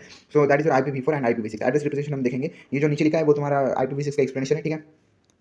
आई होप सो तुम्हें IPv4 IPv6 समझ में आ गया होगा, दोनों हेडर लिंक और वो हो चुके हैं। अभी हम नेक्स्ट मुद्दे के ऊपर बढ़ेंगे, तुम्हारे जो एड्रेस रिजोल्यूशन प्रोटोकॉल होते हैं उसके बारे में पढ़ते हैं, ठीक है। तो एड्रेस रिजोल्यूशन प्रोटोकॉल के बारे में पढ़ने से पहले हम एक बात पढ़ लेंगे कि तुम्हारा ARP कैche क्या होता है। ARP कैche एक ऐसा डिवाइस होता है जिसके अंदर हम क्या करते हैं, जो तुम्हारा IP एड्रेस होता है या फिर MAC एड्रेस होता है उसकी जो भी मैपिंग है, मतलब IP एड्रेस को MAC एड्रेस के अंदर कन्वर्ट करना और MAC एड्रेस को IP एड्रेस के अंदर जो कन्वर्ट करना होता है, उस इन्फॉर्मेशन को हम ARP कैche कहते हैं। उसके अंदर सारी इन्फॉर्मेशन रहेगी कि हमने किस IP को किस MAC के अंदर कन्वर्ट किया, किस MAC को किस IP के अंदर कन्वर्ट किया, इतना याद रखो, ठीक है। यानी कि एक टेबल है, ये एक डाटा स्ट्रक्चर है जिसके अंदर MAC एड्रेस की और IP एड्रेस की सारी इन्फॉर्मेशन स्टोर की जाती है। IP एड्रेस क्या होता है, जो कि तुम्हारे इंटरनेट को प्रोवाइड किया जाता है, और MAC एड्रेस तुम्हारा डिवाइस का फिजिकल एड्रेस। तुम तुम्हारे डिवाइस के अबाउट सेक्शन में जाके सेटिंग्स के उसका MAC एड्रेस चेक कर सकते हो, ठीक है। उसके बाद ये क्या करता है, तुम्हारे टाइम को सेव करता है और रिपीटेड ARP रिक्वेस्ट को ये करता है। लेट्स से हम पहले ARP पढ़ लेते हैं और IRP पढ़ लेते हैं, फिर तुम्हें ये एक बार फास्टली समझा दूंगा, ठीक है। Let's go for the address resolution protocol, ठीक है। Let's go address resolution protocol क्या होता है? ARP दैट वो क्या करता है, IP एड्रेस को MAC एड्रेस के अंदर कन्वर्ट करता है, IP एड्रेस को MAC एड्रेस के अंदर कन्वर्ट करता है, ठीक है। अब जो MAC एड्रेस होता है वो फिजिकल एड्रेस होता है, वो क्या होता है, फिजिकल एड्रेस होता है। और जो IP एड्रेस होता है वो लॉजिकल एड्रेस होता है। लॉजिकल और फिजिकल, लॉजिकल एड्रेसेस चेंज होते हैं, IP एड्रेसेस चेंज होते हैं, बट फिजिकल एड्रेसेस कभी चेंज नहीं होते, MAC एड्रेस कभी चेंज नहीं होता, ठीक है। अब देखो कंप्यूटर टॉक ओवर लैन यूजिंग MAC, ठीक है। हाँ अभी देखो but application use IP addresses कि जब तुम्हें ये IP और MAC करना ही क्यों ना भाई, सीधे MAC ही दे देते, ऐसा नहीं होता। देखो जो तुम्हारा कंप्यूटर होता है वो लैन पे ऊपर या फिर जो केबल्स रहती है लैन केबल्स उसके ऊपर वर्क करता है, जो क्या करता है मैक एड्रेस को लेता है, वो क्या करता है मैक एड्रेस को कंसीडर करता है। बट जो तुम्हारी एप्लीकेशन रहेंगी, यूट्यूब चलाओगे, ये चलाओगे, वो चलाओगे, वो किसके ऊपर बेस्ड होता है, आईपी एड्रेस के ऊपर बेस्ड होता है। मतलब जो तुम इंटरनेट लेते हो वो मैक एड्रेस पे बेस्ड है, और जो तुम इंटरनेट के ऊपर चीजें करते हो वो आईपी एड्रेस के ऊपर बेस्ड है। इसीलिए तुम्हें मैक एड्रेस को आईपी एड्रेस के अंदर कन्वर्ट करना होता है। यही होता है तुम्हारा एड्रेस ट्रांसलेशन प्रोसेस। उसके बाद every device is online unique physical, मतलब एवरी डिवाइस को अंदर जो लाइन होता है उसको एवरी फिजिकल एड्रेस मतलब जो मैक एड्रेस होता है वो यूनिक होता है, बट आईपी एड्रेस यूनिक नहीं रहता, ठीक है।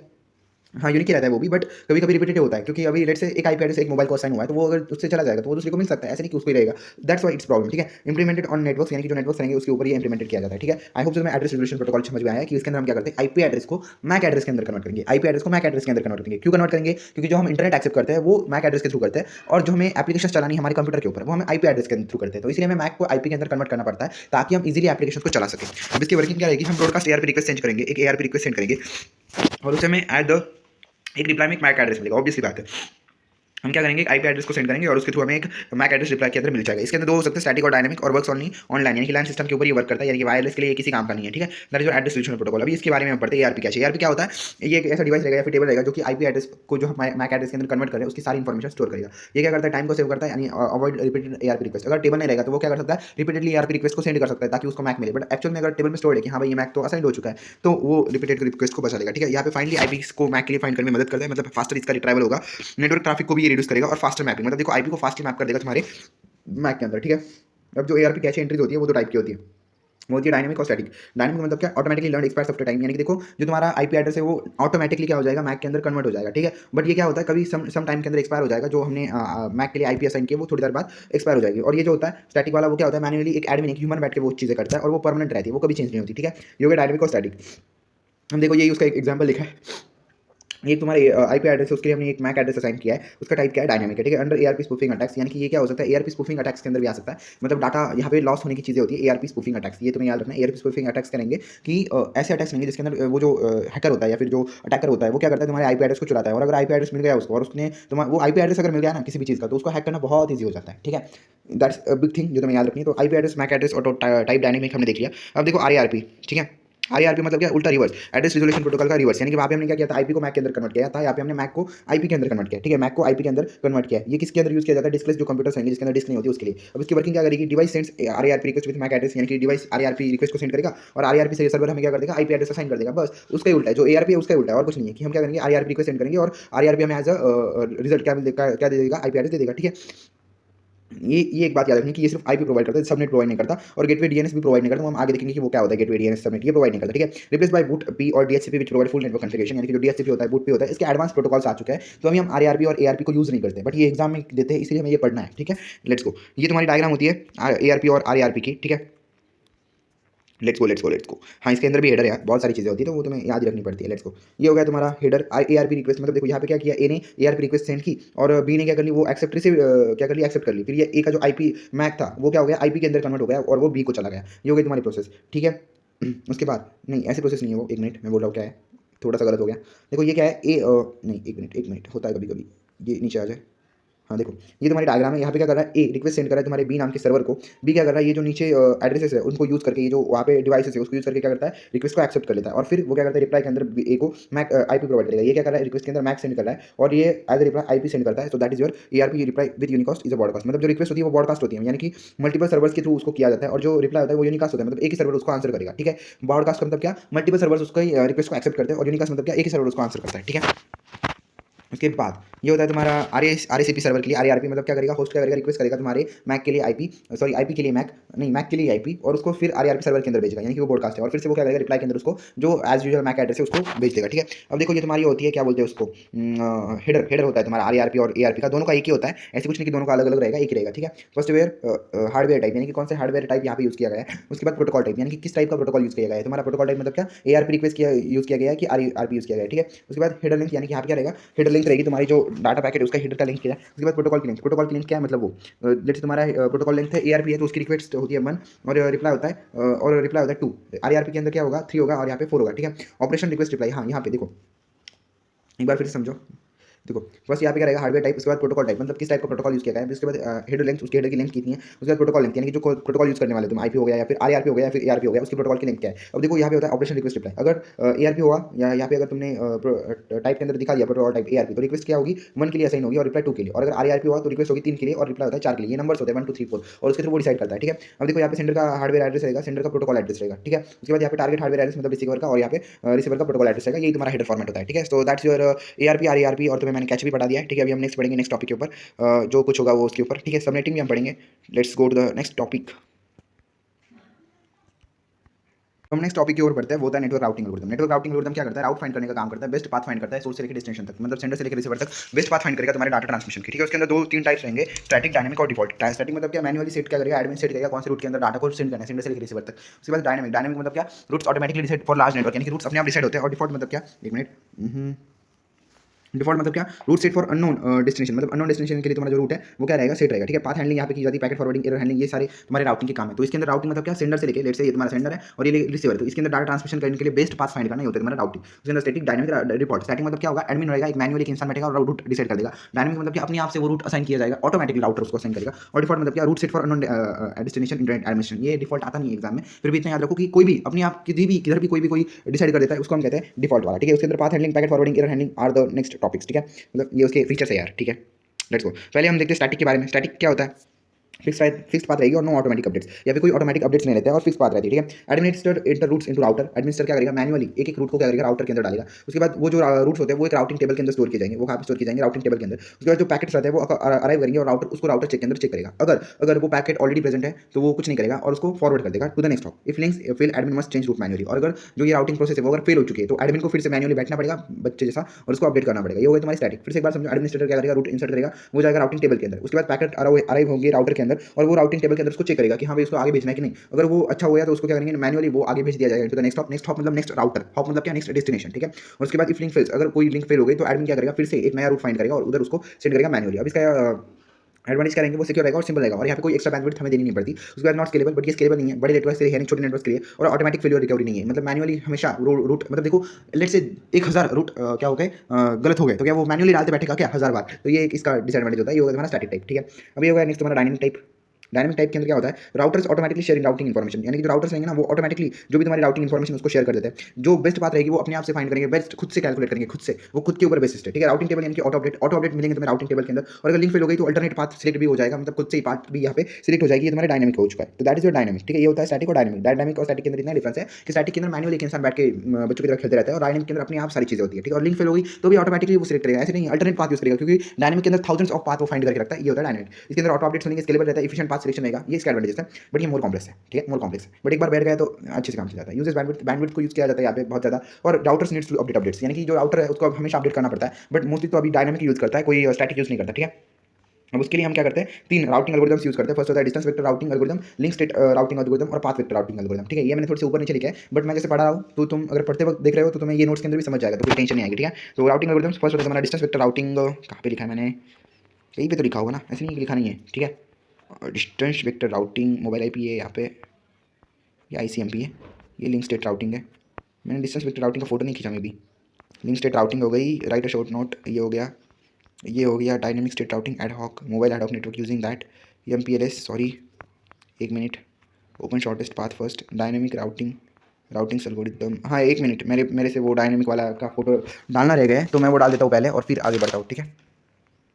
तो let's start with your distance vector routing. Distance vector routing के अंदर क्या होता है, जैसे डिस्टेंस एल्गोरिथम होता है वैसे हम यहाँ पे शॉर्टेस्ट पाथ फाइंड करते हैं किसी भी रूट के लिए, ठीक है। अब देखो यहाँ पे क्या रहेगा, मल्टीपल लेट्स से ये 3 राउटर्स रहेंगे, ये 3 राउटर है तो ये एक दूसरे के नेबर है, ये दूसरे के क्या है, नेबर्स है। तो हर राउटर क्या बताएगा कि हमारे बीच का डिफरेंस कितना है, मतलब ये जो ये 1 वाला राउटर है, ये 2 है तो ये 3 है, ठीक है। ये 3 राउटर है, तो राउटर 1 2 को क्या बताएगा कि मेरे बीच में डिस्टेंस है 3 मीटर, ये क्या बताएगा हमारे बीच में डिस्टेंस है 4 मीटर, ये बताएगा हमारे बीच में 5 मीटर। ये एक दूसरे को बताएंगे कि अपने में डिफरेंस कितना है, ठीक है, कितना डिस्टेंस अपने अंदर एग्जिस्ट करता है, R1 से R2 तक, R2 से R3 तक, R3 से R1 तक कितना डिस्टेंस एग्जिस्ट करता है, ये एक दूसरे के बारे में बताएंगे। और देखो बहुत सारे रूट्स रहेंगे, जैसे ये रूट है, ये रूट है, ये रूट है, ये रूट है, तो R1 R2 को बताएगा कि किस छोटे से छोटे पाथ के अंदर तुम मेरे पास आ सकते हो। ये होता है तुम्हारे डिस्टेंस वेक्टर राउटिंग के अंदर। लेट्स से यहाँ पे देखो each router tells its neighbour how for मतलब डिस्टेंस इन हॉप्स, यानी कि एक से दूसरे के बीच में कितना डिस्टेंस है उस राउटर के बीच में, और विच वे मतलब किस नेटवर्क किस रूट से थ्रू तुम्हें मेरे तक पहुंचना है, उसको यहाँ पे डिस्टेंस वेक्टर राउटिंग बताता है। मतलब राउटर क्या बताएगा कि हम दोनों के बीच में दो राउटर से R1 R2, तो R1 R2 एक दूसरे को क्या बताएंगे कि हमारे बीच में डिस्टेंस कौन सा है, और हमें अगर एक दूसरे के पास आना है तो किस कम से कम रूट कौन सा होगा, कौन सा अच्छा रूट होगा, वो बताने का काम तुम्हारी डिस्टेंस वेक्टर राउटिंग के अंदर होता है। तो उसके अंदर डिस्टेंस क्या रहेगा, नंबर ऑफ हॉट्स, मतलब जो दो राउटर्स रहेंगे उसके बीच में कितना डिफरेंस है, कितना डिस्टेंस है, उसको हम कहेंगे डिस्टेंस। और वेक्टर क्या मतलब किस डायरेक्शन में मूवमेंट करनी, कौन सा बेस्ट पाथ रहेगा, कौन सा शॉर्टेस्ट रूट रहेगा, वो होता है तुम्हारा वेक्टर। उसके बाद इधर बेलमैन फॉर्ड एल्गोरिथम यूज किया जाएगा। ये बहुत इंपॉर्टेंट चीज़ है कि यहाँ पे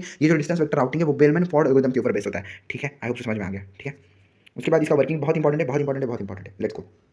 वर्किंग क्या करेगा, each router knows its neighbour, प्रत्येक राउटर को यानी कि हर राउटर को उसका नेबर पता है। ठीक है, router shares their routing table with neighbours, यानी कि राउटर एक राउटर रहेगा, दूसरे राउटर को उसका राउटिंग टेबल की इन्फॉर्मेशन शेयर कर देगा। फिर राउटिंग टेबल को हम अपडेट कर देंगे, और जब तक बेस्ट पाथ फाइंड नहीं हो जाता, सारे राउटर्स अपनी इन्फॉर्मेशन नहीं डाल देते उस राउटर टेबल के अंदर, तब तक वो जो वर्किंग है वो चलती रहती है। लेट्स से तुम्हारे पास 3 राउटर 1 2 3 ऐसे 3 राउटर है तुम्हारे पास, तो राउटर क्या करेंगे, ये सारे तीनों राउटर एक राउटिंग टेबल के अंदर, अब ये तुम्हारा राउटिंग टेबल है, तो ये तीनों क्या करेंगे, अपनी इन्फॉर्मेशन शेयर करेंगे कि मेरे पास ये वाला नेबर है, ये वाला नेबर है, इसका डिस्टेंस इतना है, ये इस मूवमेंट में अगर मेरी तरफ मूव करेगा तो इतना इतना पहुंचेगा। ये ऐसी प्रोसेस है, और जब तक ये टेबल इन सारों की इन्फॉर्मेशन टेबल के अंदर नहीं आ जाती, तब तक ये प्रोसेस रिपीट होती रहती है। उसको हम कहते हैं डिस्टेंस वेक्टर राउटिंग। ठीक है, आई होप तुम्हें समझ में आया। फिर से क्या, राउटर नेबर को नो करता है, उसके बाद उसके राउटिंग टेबल के अंदर इन्फॉर्मेशन दे देता है, राउटिंग टेबल को अपडेट करता है, और प्रोसेस ऐसे अपडेट करते रहता है जब तक तुम्हारी सारी इन्फॉर्मेशन वहाँ तक चली नहीं जाती तब तक।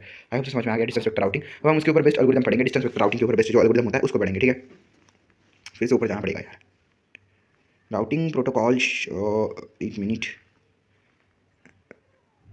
हाँ ठीक है, अब ये पहली बात तो राउटिंग प्रोटोकॉल्स क्या होते हैं वो तुम्हें याद रखना है। मैं थोड़ा सा फास्ट फॉरवर्ड करूँगा ताकि तुम्हें अच्छे से समझ में आए। राउटिंग प्रोटोकॉल्स मतलब क्या, set of rules that routers use to discover, यानी कि जो राउटर्स है वो अपने पास अपने जो नेबर्स है, अपने जो शेयर्ड है, वो कौन सी रूट इन्फॉर्मेशन है वो शेयर करने के लिए कुछ प्रोटोकॉल्स यूज करते हैं, कुछ स्टैंडर्ड्स होते हैं। अपने आप की पूरी खुद को पूरा ही बता नहीं देते है ना, सारी इन्फॉर्मेशन खुद के बारे में नहीं बता देते, अपनी प्राइवेट इन्फो को अपने पास बचा के रखते हैं, और सिर्फ वही चीज़ देते हैं वो जिद देनी जरूरी है, उसको हम कहते हैं प्रोटोकॉल्स। वो कौन डिसाइड करते हैं, ये प्रोटोकॉल्स डिसाइड करते हैं, उसको हम कहते हैं राउटिंग प्रोटोकॉल। ठीक है, अब देखो ये may be distance vector routing पे बेस्ड है ना, ये लिंक स्टेट राउटिंग पे बेस्ड होता है। हाँ ठीक है, देखो तो तुम्हारा जो डिस्टेंस वेक्टर राउटिंग के ऊपर बेस्ड है वो होता है तुम्हारा राउटिंग इन्फॉर्मेशन प्रोटोकॉल। ठीक है, राउटिंग इन्फॉर्मेशन प्रोटोकॉल ये किसके ऊपर बेस्ड है, dynamic distance vector routing protocol के ऊपर बेस्ड है। डिस्टेंस वेक्टर राउटिंग प्रोटोकॉल के अंदर भी होते हैं दो, स्टैटिक और डायनामिक। स्टैटिक मतलब क्या, जिसके अंदर हम मैन्युअली वो चीज़ें करेंगे, ऑब्वियसली बात है मैन्युअली वो अपडेट बढ़ेगा। ठीक है, और डायनामिक के अंदर क्या रहेगा, वो ऑटोमेटिकली सारे राउटर्स अपनी राउटिंग टेबल क्रिएट करेंगे। इतना तो तुम लिख सकते हो मे भी, है ना, स्टैटिक डायनामिक टेबल और writing dynamic distance vector routing. Static के अंदर क्या होगा, मैन्युअली एक इंसान बैठेगा, वो राउटर के अंदर इन्फॉर्मेशन डालते बैठेगा, और डायनामिक के अंदर ऑटोमेटिकली राउटर्स अपने आप से ऑपरेशन परफॉर्म करेंगे। ठीक है, अब राउटिंग इन्फॉर्मेशन प्रोटोकॉल क्या है, ये कैसा राउटिंग प्रोटोकॉल है, वो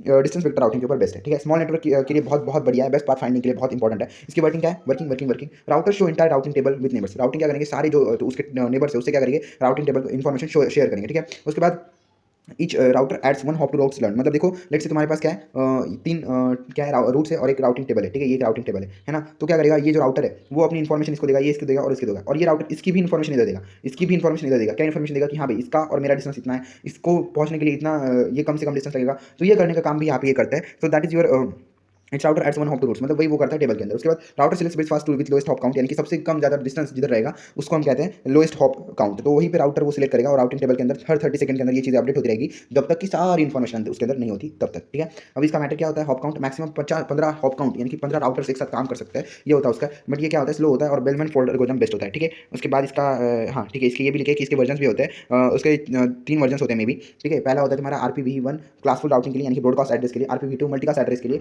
यानी कि उसको हम क्लासेस कहेंगे, और RIPNG यानी कि IPv6 के लिए होगा। अब इसके डिसएडवांटेज क्या, नॉट स्केलेबल है, स्लो कन्वर्जन है, और मैट्रिक नॉट एफिशिएंट, मैट्रिक इसका एफिशिएंट नहीं है और बहुत स्लो ये होता है। ठीक है, ये राउटिंग प्रोटोकॉल होता है। इसका एक फिर बार हम वर्किंग समझ लेते हैं। वर्किंग क्या रहेगा, राउटर्स क्या कहेंगे, राउटिंग टेबल की इन्फॉर्मेशन नेबर के साथ फाइंड करेंगे, हर नेबर क्या करेगा उसकी और उसके पास वाले की इन्फॉर्मेशन वहाँ पे ऐड कर देगा, और राउटर भी बेस्ट पाथ छोड़ेगा जिसके अंदर लोएस्ट हॉप काउंट रहेगा, और राउटिंग टेबल हर 30 सेकंड के अंदर अपडेट होते रहेगा जब तक सारी जो वो होता है वो फुलफिल ना हो जाए। उसके बाद ओपन शॉर्ट होता है, वो अपन बाद में पढ़ेंगे, उसके पहले हम लिंक स्टेट राउटिंग पढ़ेंगे। ठीक है, अभी लिंक स्टेट राउटिंग कहाँ पे ठीक है लेट्स गो। ये तुम्हारी लिंक स्टेट राउटिंग, ये भी क्या है, एक राउटिंग प्रोटोकॉल है या फिर एल्गोरिथम है, प्रोटोकॉल नहीं है एल्गोरिथम है। ठीक है, कंप्लीट व्यू ऑफ नेटवर्क, यहाँ पे हमें कंप्लीट व्यू मिलता है नेटवर्क का। Exchange information about network topology with all other routers, यानी कि जो भी नेटवर्क की टोपोलॉजी है उसकी इन्फॉर्मेशन सारे राउटर्स को भेजने का काम तुम्हारा नेटवर्क लिंक स्टेट राउटिंग करेगा। पहला कौन सा होता है तुम्हारा डिस्टेंस वेक्टर राउटिंग, उसके बाद होता है लिंक वेक्टर राउटिंग, और उसको होता है पाथ वेक्टर राउटिंग, वो हम लास्ट में पढ़ेंगे। और जो तुम्हारा हमने अभी प्रोटोकॉल पढ़ा RIP प्रोटोकॉल, ठीक है, वो किसके ऊपर बेस्ड होता है, तुम्हारे डिस्टेंस वेक्टर राउटिंग के ऊपर बेस्ड होता है। उसके बाद ओपन शॉर्ट पास्ट होता है, वो होता है तुम्हारे लिंक स्टेट राउटिंग के ऊपर, और एक होता है ब्रॉडर गेटवे प्रोटोकॉल जो होता है तुम्हारे पाथ वेक्टर राउटिंग प्रोटोकॉल के ऊपर। ठीक है, ये तुम्हें समझ में आ गया होगा मे भी। ठीक है, calculate shortest path to any destination, यानी कि ये क्या करता है, किसी भी डेस्टिनेशन की शॉर्टेस्ट पाथ को फाइंड करेगा। ठीक है, इसको डिजिस्टार्स एल्गोरिथम यूज किया जाता है। यहाँ पे कौन सा एल्गोरिथम यूज किया जाएगा, डिजिस्टार्स एल्गोरिथम यहाँ पे यूज किया जाएगा, और इसका ये क्या है, ओपन शॉर्ट पाथ फर्स्ट वाला इसका प्रोटोकॉल है, उसका हम आगे बढ़ेंगे बहुत अच्छे से। अब इसका एल्गोरिथम क्या है, डिस्कवर इट्स नेबर, यानी कि फर्स्ट नेबर, यानी कि देखो यहाँ पे डिजिस्टार्स कैसे वर्क करता है, वैसे ये यहाँ पे वर्क करता है। मतलब देखो लेट्स से ये क्या है, इतने सारे राउटर्स है, तो ये क्या करेगा, पहले सबसे पास वाला कौन सा है यहाँ पे, तो इसके पास वाला ये है, तो इसको फाइंड करेगा। फिर ये वाला क्या करेगा, मेरे सबसे पास में कौन सा है, ये वाला, तो ये इसको फाइंड करेगा। इसका सबसे पास वाला कौन सा है, अब ये, तो ये एक दूसरे के पास में कौन सा है वो फाइंड करते रहेंगे। ठीक है, देखो पहले क्या होगा, discover first neighbour, learn their network address, यानी कि पहले जो तुम्हारा नेबर है उसको डिस्कवर करो और उसकी जो भी इन्फॉर्मेशन है उसको लर्न कर लो। ठीक है, मैसेज डिले और cost of each of its neighbour, यानी कि उसका मैसेज डिले कितना होता है, उसकी कॉस्ट कितनी है, उसकी राउटिंग की इन्फॉर्मेशन कितनी है, वो सब कुछ यहाँ पे हम क्या कर लेते हैं, कैलकुलेट कर लेते हैं। उसके बाद हम एक पैकेट कंस्ट्रक्ट कर लेते हैं, ताकि all it has just learn, यानी कि हम क्या करते हैं, पैकेट क्रिएट करते हैं जिसके अंदर जो नेबर है उसकी जितनी भी इन्फॉर्मेशन हमने रीड की है उसको अंदर हम उसको स्टोर कर देंगे। ठीक है, फिर वो जो पैकेट है वो हम दूसरे राउटर को भेज देंगे और उसके बाद जो शॉर्टेस्ट पाथ रहेगी उसको फाइंड करेंगे। लेट्स से तुम्हारे पास ये 3 राउटर है। ठीक है, अब ये राउटर क्या करेगा, ये राउटर इस राउटर की सारी इन्फॉर्मेशन फाइंड करेगा और उसको एक पैकेट के अंदर स्टोर कर देगा। अब ये पैकेट क्या करेगा, ये बाकी राउटर्स को सेंड कर देगा, ये इसको सेंड करेगा, इसको सेंड करेगा। तो ये होता है तुम्हारा लिंक स्टेट राउटिंग। ये क्या होता है, लिंक स्टेट राउटिंग। फिर से ये क्या करेगा, ये इसकी इन्फॉर्मेशन पढ़ेगा, इसकी पैकेट फाइंड करेगा, इसको भेज देगा। ये क्या करेगा, ये भी इसकी पैकेट फाइंड करेगा, इसको इन्फॉर्मेशन सेंड कर देगा। तो ये होता है तुम्हारा लिंक स्टेट राउटिंग। ठीक है, आई होप समझ में आ गया। फीचर्स क्या होता है, नेटवर्क नॉलेज होता है, कंप्लीट नेटवर्क नॉलेज इसके अंदर होता है। पीरियोडिक अपडेट्स यहाँ पे मिलेंगे, स्केलेबल है, मतलब बहुत बड़े लार्ज नेटवर्क के लिए हम इसको स्केलेबल कर सकते हैं और राउटिंग लूप्स को भी अवॉइड करते हैं, यानी कि लूप्स के अंदर वो फंसता नहीं है जो कि डिस्टेंस वेक्टर राउटिंग के अंदर होता है। ठीक है, अब इसके अपन प्रोटोकॉल के ऊपर जाएंगे जो होता है open short path first protocol. ठीक है, ये किसके चैलेंजेस, हाँ ये ठीक है, ये अपन आगे बढ़ेंगे, बहुत अच्छे से बढ़ेंगे, कोई चिंता नहीं है इसकी। ठीक है, अब ओपन शॉर्ट पाथ फर्स्ट, ये किसके ऊपर बेस्ट है, अरे नहीं यार, ठीक है, ओपन शॉर्ट पाथ फर्स्ट जो कि लिंक स्टेट राउटिंग के ऊपर बेस्ड है, डिजिटल एल्गोरिथम वहाँ पे यूज़ किया जाता है, बेस्ड ऑन मैट्रिक बैंडविड्थ। यहाँ पे कौन सी मैट्रिक यूज़ की जाती है, बैंडविड्थ, यानी कि हर राउटिंग की बैंडविड्थ कितनी है इसको यहाँ पे यूज़ किया जाएगा। यहाँ पे फास्ट कन्वर्जेंस रहेगा, मतलब जो ट्रैफिक कंट्रोल है वो फास्ट रहेगा। Update when changes occur only, यानी कि ये तभी अपडेट होता है जब यहाँ पे ऑक्योर होता है, चेंजेस ऑक्योर होता है तब। ऑथ सपोर्टेड, यानी कि यहाँ पे ऑथेंटिकेशन सपोर्ट किया जाएगा, यूजर की जो भी इन्फॉर्मेशन है वो ऑथराइज है कि नहीं या फिर अनऑथराइज है कि नहीं वो चेक करने का काम करेगा। ये हाईली स्केलेबल है और इफिशिएंटली इसकी मैट्रिक है, यानी कि जो मैट्रिक इसकी है बैंडविड्थ वो बहुत इफिशिएंटली वर्क करती है as compared to distance vector routing. Multicast address यहाँ पे हम यूज़ करते हैं और लूप फ्री राउटिंग यहाँ पे होती है, स्केलेबल होता है, यानी कि इसके अंदर वही लिखना है जो लिंक स्टेट राउटिंग के अंदर लिखा है और कुछ नहीं लिखना है। ठीक है, उसके बाद इसकी वर्किंग देखो, वर्किंग भी वही सेम आएगी यार, है ना, और कुछ नहीं आएगा। ठीक है, etch router collects link state info from neighbour, यानी कि जो नेबर है उसकी सारी इन्फॉर्मेशन वो कलेक्ट करेगा। फिर एक टोपोलॉजी मैप क्रिएट करेगा, वो क्या करेगा, एक टोपोलॉजी क्रिएट करेगा कि हाँ इसकी ऐसी, मतलब क्लाइंट सर्वर मॉडल क्रिएट करेगा कि इसकी ये इन्फॉर्मेशन इसकी है, इसकी है, मतलब लेट्स से तुम्हारे पास 4 राउटर्स है, तो ये क्या करेगा, ये इसकी इन्फॉर्मेशन इसको, ये इसको, फिर से ये अपने आप में ये पूरी वो जो तुम्हारी क्लाइंट सर्वर टोपोलॉजी नहीं होती क्या, नहीं वैसे नहीं, पीयर टू पीयर नेटवर्क वाली टोपोलॉजी वैसे ये क्रिएट कर देता है। ठीक है, उसके बाद टोपोलॉजी मैप क्रिएट करेगा, उसके बाद रजिस्टर शॉर्टेस्ट पाथ यहाँ लिखेगा, रन रजिस्टर शॉर्टेस्ट पाथ यहाँ यूज करेगा। उसके बाद जो भी रूट इन्फॉर्मेशन है वो टेबल के अंदर स्टोर कर देगा और नेटवर्क को चेंज कर देगा एज पर द नीड। ठीक है, ये हो गई उसकी वर्किंग। ठीक है, अब इसके जो तुम्हारे एडवांटेज डिसएडवांटेज क्या है, लेट्स से यहाँ पे देखो मोर कॉम्प्लेक्स है और हायर सीपीयू रैम यूज, यानी कि यहाँ पे ज़्यादा रैम यूपीयू यूज हो जाता है। लेट्स से पैकेट, इसका एग्जांपल लिखा है packet hello DBD LSR LSU LSA, मतलब कुछ तो लिखा है उसके अंदर मैसेज। ठीक है, मैसेज। अब देखो hierarchical design, backbone area, support area connect to other area, reduce routing. ठीक है, एक मिनट, इसके नीचे कुछ नहीं है। ठीक है, यही उसका है, तो ये उसका एग्जांपल है। ठीक है, ये उसका क्या एग्जांपल है, ये एक पैकेट है हेलो वाला, उसके अंदर इन्फॉर्मेशन है। इसका क्या है, हियरार्चिकल डिजाइन होता है, बैकबोन एरिया होता है तुम्हारे ओपन शॉर्ट पाथ फर्स्ट का, जो एरिया करता है एरिया 0 को सपोर्ट करता है। ठीक है, connect to other area reduce routing, यानी कि मतलब देखो लिंक स्टेट राउटिंग का मतलब क्या होता है, एक हियरार्चिकल बैकबोन रहेगा। ठीक है, मतलब देखो एक मिनट सब कुछ निकालता हूँ, एक बार अच्छे से समझाता हूँ कि ये क्या बोल रहा है। देखो ये तुम्हारी एक हियरार्ची रहेगी, उसके अंदर बहुत सारे क्या रहेंगे, राउटर्स रहेंगे। ठीक है, तो इसके अंदर एक बैकबोन एरिया क्रिएट हो जाएगा। ठीक, नहीं, एक बैकबोन एरिया क्रिएट हो जाएगा जो कि सारों की इन्फॉर्मेशन स्टोर करेगा, जिससे क्या हो जाएगी, राउटिंग की इन्फॉर्मेशन अपने आप लेस हो जाएगी। सो that is what it's saying, that is your open short path first algorithm. उसके बाद हम जाते हैं तुम्हारे पाथ वेक्टर राउटिंग के ऊपर और लास्ट वाले के ऊपर जाएंगे, that is your broader gateway protocol, जो कि बेस करेगा पाथ वेक्टर राउटिंग के ऊपर। पाथ वेक्टर राउटिंग को मैंने ऊपर ही लिखा था तो तुम्हें अच्छे से मिल जाएगा, बहुत इजीली, बहुत अच्छे से। देखो path router fighting, path vector routing, router exchange inter path information, नहीं यार, जो राउटर होता है वो अपनी एक मिनट इसका नाम भी दिखने दो, नहीं तो कुछ तो नाम ही क्या है वो भूल जाएंगे। ठीक है, एक मिनट इसको कट, हाँ ठीक है, ये ठीक है, ये होता है पाथ वेक्टर, यानी कि राउटर क्या करेंगे, अपनी जो पूरी पाथ इन्फॉर्मेशन है, पूरी path information as automatic system वो क्या करेंगे, एक्सचेंज करेंगे एक दूसरे के बीच में, यानी कि हर राउटर अपनी इन्फॉर्मेशन दूसरे को देगा। ठीक है, इस path stored as a vector of AS numbers, यानी कि असिंक्रोनस नंबर होता है, एस मतलब क्या, असिंक्रोनस नंबर। ठीक है, यानी कि हर पाथ क्या करेगा, अपनी वेक्टर इन्फॉर्मेशन स्टोर करेगा in the asynchronous numbers form. ठीक है, router chooses best path and avoid loops, यानी कि यहाँ पे लूप्स अवॉइड किए जाएंगे और बेस्ट पाथ फाइंड की जाएगी। If any route changes router update path, यानी कि अगर कोई भी रूट चेंज हो जाता है तो वो क्या करेगा, राउटर अपडेट करेगा। अब लेट्स से यहाँ पे एग्जांपल लिखा है AS1, नहीं ऐसे नहीं, AS1 से AS3, AS3 से AS7, AS से AS10, ये क्या है, असिंक्रोनस नंबर है। यहाँ पे 4 राउटर्स की इन्फॉर्मेशन स्टोर की गई है, AS1 router, AS3 router, AS7 router, AS10 router और उसके असिंक्रोनस नंबर लिखे गए हैं। यही होता है तुम्हारे पाथ वेक्टर राउटिंग। ठीक है, फिर से एक बार समझो पाथ वेक्टर राउटिंग क्या होती है, हर राउटर की इन्फॉर्मेशन एक्सचेंज की जाती है, उसको हम कहते हैं पाथ वेक्टर राउटिंग। हर पाथ की जो इन्फॉर्मेशन है वो स्टोर की जाएगी असिंक्रोनस नंबर के फॉर्म के अंदर, हर जो रूट रहेगा वो उसके अंदर जो पाथ रहेगी वो अपडेट की जाएगी जब भी कोई एरर आएगा तब। ठीक है, let's go to the use क्या होता है तुम्हारा, ब्रॉडर गेटवे प्रोटोकॉल इसका यूज है। ठीक है, उसके अंदर वो यूज किया जाता है, routing and internet IP loop prevent करता है, लार्जर नेटवर्क की होती है और पॉलिसी बेस्ड होता है, यानी कि यहाँ पे फिक्स पॉलिसी रहेगी, यानी कि सिक्योरिटी बनी रहेगी, क्वालिटी ऑफ सर्विस बनी रहेगी। लार्जर नेटवर्क दिन मोर अपडेट्स, यानी कि इसके डिसएडवांटेज भी रहेंगे कि बड़ा नेटवर्क के तो बहुत ज़्यादा अपडेट्स रहेंगे और complex to manage and configure, यानी कि मैनेज करने में बहुत ज़्यादा कॉम्प्लेक्स है, बहुत ज़्यादा, थोड़ा सा नहीं बहुत ज़्यादा। ठीक है, next is your stores path vector just not just hop counts, यानी कि पाथ वेक्टर भी रखेगा ना कि सिर्फ हॉप काउंट्स, मतलब कि जो राउटर्स हैं उनके काउंट्स भी नहीं रखेगा, उसकी जो पाथ वेक्टर है उसकी वेक्टर किस डायरेक्शन में उसका डायरेक्शन जा रहा है उसको भी ये स्टोर करेगा। अब इसके ऊपर कौन सा बेस्ड होता है तुम्हारा, उसके ऊपर बेस्ड होता है तुम्हारा ब्रॉडर गेटवे प्रोटोकॉल। ठीक है, let's go. Broader gateway protocol मतलब क्या, पाथ वेक्टर राउटिंग प्रोटोकॉल के ऊपर बेस्ट रहेगा, बेस्ट पाथ सिलेक्शन करेगा एल्गोरिथम बेस्ट, ठीक है। हाँ, इसका कौन सा एल्गोरिथम यूज होता है, best path selection algorithm, best path selection algorithm वही पाथ वेक्टर के अंदर होता है और इसके अंदर भी वही होता है, best path selection algorithm. Metric क्या, इसका path vector next hop local preferences, यानी कि जो डिस्टेंस था और लिंक स्टेट वेक्टर राउटिंग था उसके अंदर जितने भी मैट्रिक थे वो सब इधर यूज किए जाते हैं, ठीक है। ये हाईली स्केलेबल लार्ज नेटवर्क के अंदर यूज होता है, बस इसका जो कन्वर्जेंस होता है यानी कि जो कम्युनिकेशन होती है वो लो होती है, ठीक है। यहाँ पे जो ट्रांसपोर्ट होती है वो टीसीपी पोर्ट के थ्रू होती है, 179 जो पोर्ट होता है उसके थ्रू इसको यूज किया जाता है, टीसीपी पोर्ट 179 याद रखोगे तो बहुत अच्छा होगा, ठीक है। लार्ज राउटिंग टेबल्स यहाँ पे लेंगे और लूप प्रिवेंशन भी यहाँ पे किया जाएगा, पॉलिसी कंट्रोल भी यहाँ पे की जाएगी, जो एज इट इज हमने पाथ वेक्टर के अंदर लिखा है वही यहाँ पे पढ़ सकते हो, ठीक है। ईबीजीपी मतलब क्या, डिफरेंट असिंक्रोनस नंबर यानी कि डिफरेंट आईसीआईपीस यानी कि डिफरेंट असिंक्रोनस नंबर रहेंगे हर राउटर के लिए। और आईबीजीपी मतलब क्या, विद सेम असिंक्रोनस यानी कि जो इंटरनेट और नेटवर्क रहेगा, लेट्स से एक नेटवर्क है तो उसके अंदर जितने भी राउटर्स है उसको आईबीजीपी रहेगा, सेम असिंक्रोनस नंबर, और उसी नेटवर्क के अंदर सबको अगर अलग अलग असिंक्रोनस नंबर रहेगा तो उसको हम कहेंगे ईबीजीपी, ठीक है।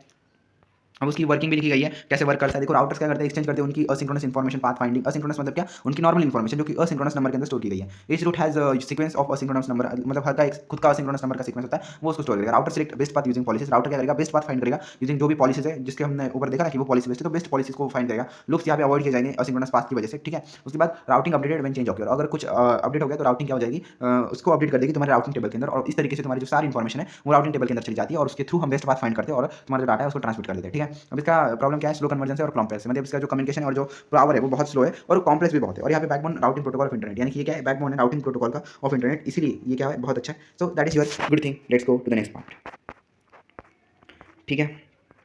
एक मिनट क्या क्या बचा है वो देख देता हूँ और अभी डिसाइड हुआ तो अभी खत्म कर देंगे, ठीक है। ठीक है, चलो अभी खत्म कर देते हैं क्योंकि नहीं नेक्स्ट पार्ट नहीं, अभी खत्म करेंगे इसको, चलो let's go. Broader gateway protocol हो गया, अभी एमपीएलएस, ठीक है। कट हो जा भाई, कट हो जा, ठीक है। मल्टी प्रोटोकॉल लेवल स्विचिंग, यानी कि मल्टीपल प्रोटोकॉल्स की लेवल स्विचिंग करना, यानी कि हाई स्पीड फॉरवर्डिंग टेक्निक। ये क्या है, बहुत ज़्यादा हाई स्पीड फॉरवर्डिंग टेक्निक है, वो हम देखते हैं। ये क्या करते हैं, हम सर्विस प्रोवाइडर की यूज करते हैं network to send data using levels instead of IPs. यानी कि हम देखो यहाँ पे प्रीवियसली क्या होता था, एक मिनट, क्या आईपी से हम क्या करते थे, किसी भी डिवाइस को यूनिकली आइडेंटिफाई करते हैं और सेंडर रिसीवर से डाटा सेंड करते हैं। बट यहाँ पे आईपी के अलावा हम लेवल को यूज करेंगे, हम किसको यूज करेंगे, लेवल को। हर जो डिवाइस रहेगा उसको एक लेवल दिया जाएगा और उसके थ्रू हम क्या करेंगे, डाटा को ट्रांसमिशन करेंगे, ठीक है। उसके कहाँ पे ये वर्क करता है, सेकंड और थर्ड लेयर के ऊपर वर्क करता है। सेकंड लेयर था डाटा लिंक लेयर और थर्ड लेयर था नेटवर्क लेयर। तो डाटा लिंक लेयर और नेटवर्क लेयर के ऊपर ये वर्क करेगा, known as layer 2S technology, layer 2.5 technology के थ्रू हम इसको निकालते हैं। Fast as router levels only, not IP addresses. ये बहुत ज़्यादा फास्ट है क्योंकि राउटर क्या करेगा, सिर्फ लेवल को यूज करेगा, आईपी को यूज नहीं करेगा। मतलब देखो आईपीज रहते हैं, आईपी को असाइन करो, ये करो वो करो, उससे अच्छा लेवल को यूज कर लो ना, लेवल तो ईजी हो जाएगा किसी भी डिवाइस के लिए। तो ये होता है, मतलब यहाँ पे क्या होगा, तुम्हारा जो डाटा है वो आईपी से यूनिकली आइडेंटिफाई नहीं होगा, तो लेवल से आइडेंटिफाई होगा, किससे, लेवल से आइडेंटिफाई होगा, सॉरी, ठीक है। That is your multi protocol level switching technique, ठीक है। अब देखो इसका वर्किंग भी है कि when packet enters in MPLS, यानी कि जो एमपीएलएस का सर्वर है, ठीक है, मल्टी प्रोटोकॉल लेवल का सर्वर है, उसके अंदर जाएगा तो राउटर क्या करेगा, वहाँ पे एक लेवल ऐड कर देगा, ठीक है। और जब वो लेवल ऐड कर देगा तो वो क्या जाएगा, नेटवर्क के अंदर चला जाएगा वो लेवल, फिर राउटर क्या करेगा, लेवल्स को स्विच करते रहेगा, ठीक है। एट एग्जिस्ट राउटर, यानी कि जब तुम्हारे सारे लेवल स्विच हो जाएंगे तो वो क्या हो जाएगा, राउटर के एग्जिस्ट में निकल जाएगा, ठीक है। लेवल रिमूव हो जाएगा, यानी कि जब तुम्हारा काम हो जाएगा लेवल रिमूव हो जाएगा और पैकेट डिलीट नॉर्मली, मतलब देखो क्या होगा, when packet enters in MPLS, मतलब जो तुम्हारा मल्टीपल प्रोटोकॉल लेवल है उसके अंदर जब पैकेट एंटर करेगा तो उस आईपी एड्रेस के लिए उसको एक लेवल असाइन कर देंगे, फिर उस लेवल को हम क्या करेंगे, राउटर के अंदर ऐड कर देंगे, फिर वो नेटवर्क के अंदर चला जाएगा, मतलब जो उसका सोर्स से ट्रांसमिशन करना है वो चला जाएगा। उसके बाद राउटर क्या करेंगे, उस लेवल को स्विच करेंगे, जहां तक उसको पहुंचाना है, जिस डेस्टिनेशन तक वहां तक पहुंचाना है वहां तक वो स्विच करते रहेंगे। फिर एट एग्जिस्ट राउटर, यानी कि जब उसका काम हो जाएगा तो राउटर से एग्जिस्ट कर देगा। उसके बाद लेवल रिमूव, और उसके बाद अगर काम खत्म हो गया तो लेवल रिमूव हो चुका है और वो ऐसे ही लगेगा कि आईपी एड्रेस ने जैसे ट्रांसमिट किया है वैसे ही लगेगा, ठीक है। पैकेट डिलीवर नॉर्मली, ठीक है। अब इसके अंदर क्या होता है, डिवाइसेस भी होते हैं, तो उस डिवाइसेस को भी हमें पढ़ना पड़ेगा, ठीक है। डिवाइसेस क्या रहेंगे, एलआर लेवल एज काउंटर, मतलब कि ऐड और रिमूव बेस्ड ऑन लेवल, यानी कि एलआर क्या करता है, तुम्हारे लेवल को रिमूव या फिर ऐड करने का काम करता है। और एलएसआर लेवल स्विच राउटर क्या करता है, तुम्हारे डाटा पैकेट को फॉरवर्ड करने का काम करेगा, लेवल को फॉरवर्ड करने का काम तुम्हारा एलएसआर करता है। एलआर मतलब क्या, लेवल ऐड रिमूव करता है तुम्हारे लेवल को, और एलएसआर मतलब क्या, तुम्हारे लेवल को डाटा पैकेट को स्विच करने का काम करेगा, ठीक है। उसके बाद स्टैक टेबल, जिसके अंदर क्या होता है, पैकेट कैरी मल्टीपल लेवल, यानी कि ऐसा पैकेट रहेगा जिसके अंदर मल्टीपल लेवल्स रहेंगे। वीपीएन क्यूओएस ट्रैफिक इंजीनियर के अंदर यूज किया जाता है। वीपीएन तो तुम्हें पता है, क्यूओएस मतलब quality of service, traffic engineering मतलब वो जो ट्रैफिक होती है ना चैनल के थ्रू, उसको मैनेज करने का काम यहाँ पे करते हैं। उसके बाद इसके एडवांटेज क्या है, fast forwarding, support QoS, quality of service, scalable है, मल्टी प्रोटोकॉल ट्रैफिक इंजीनियरिंग है। और इसके डिसएडवांटेज क्या है, कॉस्टली है बहुत ज़्यादा और आईएसपी के थ्रू कंट्रोल किया जाता है और स्मॉल नेटवर्क के लिए नहीं होता है, ठीक है। अब ये बहुत ज़्यादा इंपॉर्टेंट चीज़ है, मोबाइल एड होक नेटवर्क राउटिंग, ठीक है।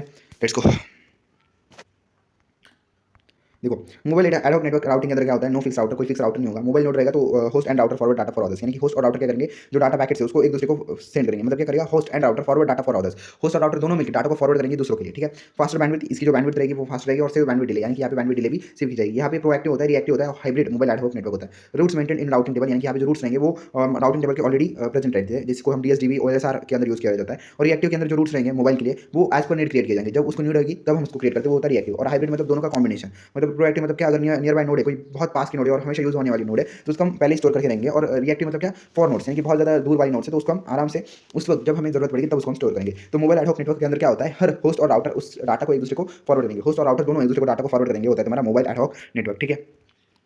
चैलेंजेस क्या होते हैं इसके अंदर? हाई मोबिलिटी यानी कि लिमिटेड बैटरी, मतलब जो तुम्हारा मोबाइल होता है उसकी हाई मोबिलिटी होती है, वो तुम कहीं पे भी ले जा सकते हो, ये यहाँ पे प्रॉब्लम होती है। लिमिटेड बैटरी भी यहाँ पे होती है, तुम्हारे मोबाइल की बैटरी भी लिमिटेड रहेगी। उसके बाद सिक्योरिटी रिस्क, यानी कि मोबाइल को हैक करना ज़्यादा ईजी होता है एज कम्पेयर टू कंप्यूटर। उसके बाद लिमिटेड बैंडविड्थ, तुम्हारी जो मोबाइल होता है उसकी बैंडविड्थ भी लिमिटेड होती है। और डायनामिक टोपोलॉजी, टोपोलॉजी बहुत डायनामिक होती है। कभी तुम तुम्हारे मोबाइल को कॉलेज के हॉटस्पॉट से कनेक्ट कर दोगे, कभी खुद के भाई के हॉटस्पॉट से कनेक्ट कर दोगे, तो किसी के भी व्हाट्सएप से तुम किधर भी तुम्हारे मोबाइल को कनेक्ट कर देते हो। तो कभी भी क्लाइंट सर्वर हो जाता है, कभी पीयर टू पीयर हो जाता है, कभी पर्सन टू पर्सन हो जाता है, कभी तुम पैन एरिया में चले जाते हो, कभी लैन एरिया में चले जाते हो, कभी वैन एरिया में चले जाते हो। तो ये होता है तुम्हारा प्रॉब्लम डायनामिक तुम्हारे मोबाइल को आईपी एड्रेस असाइन करने का। तो मोबाइल नेटवर्क राउटिंग मतलब क्या?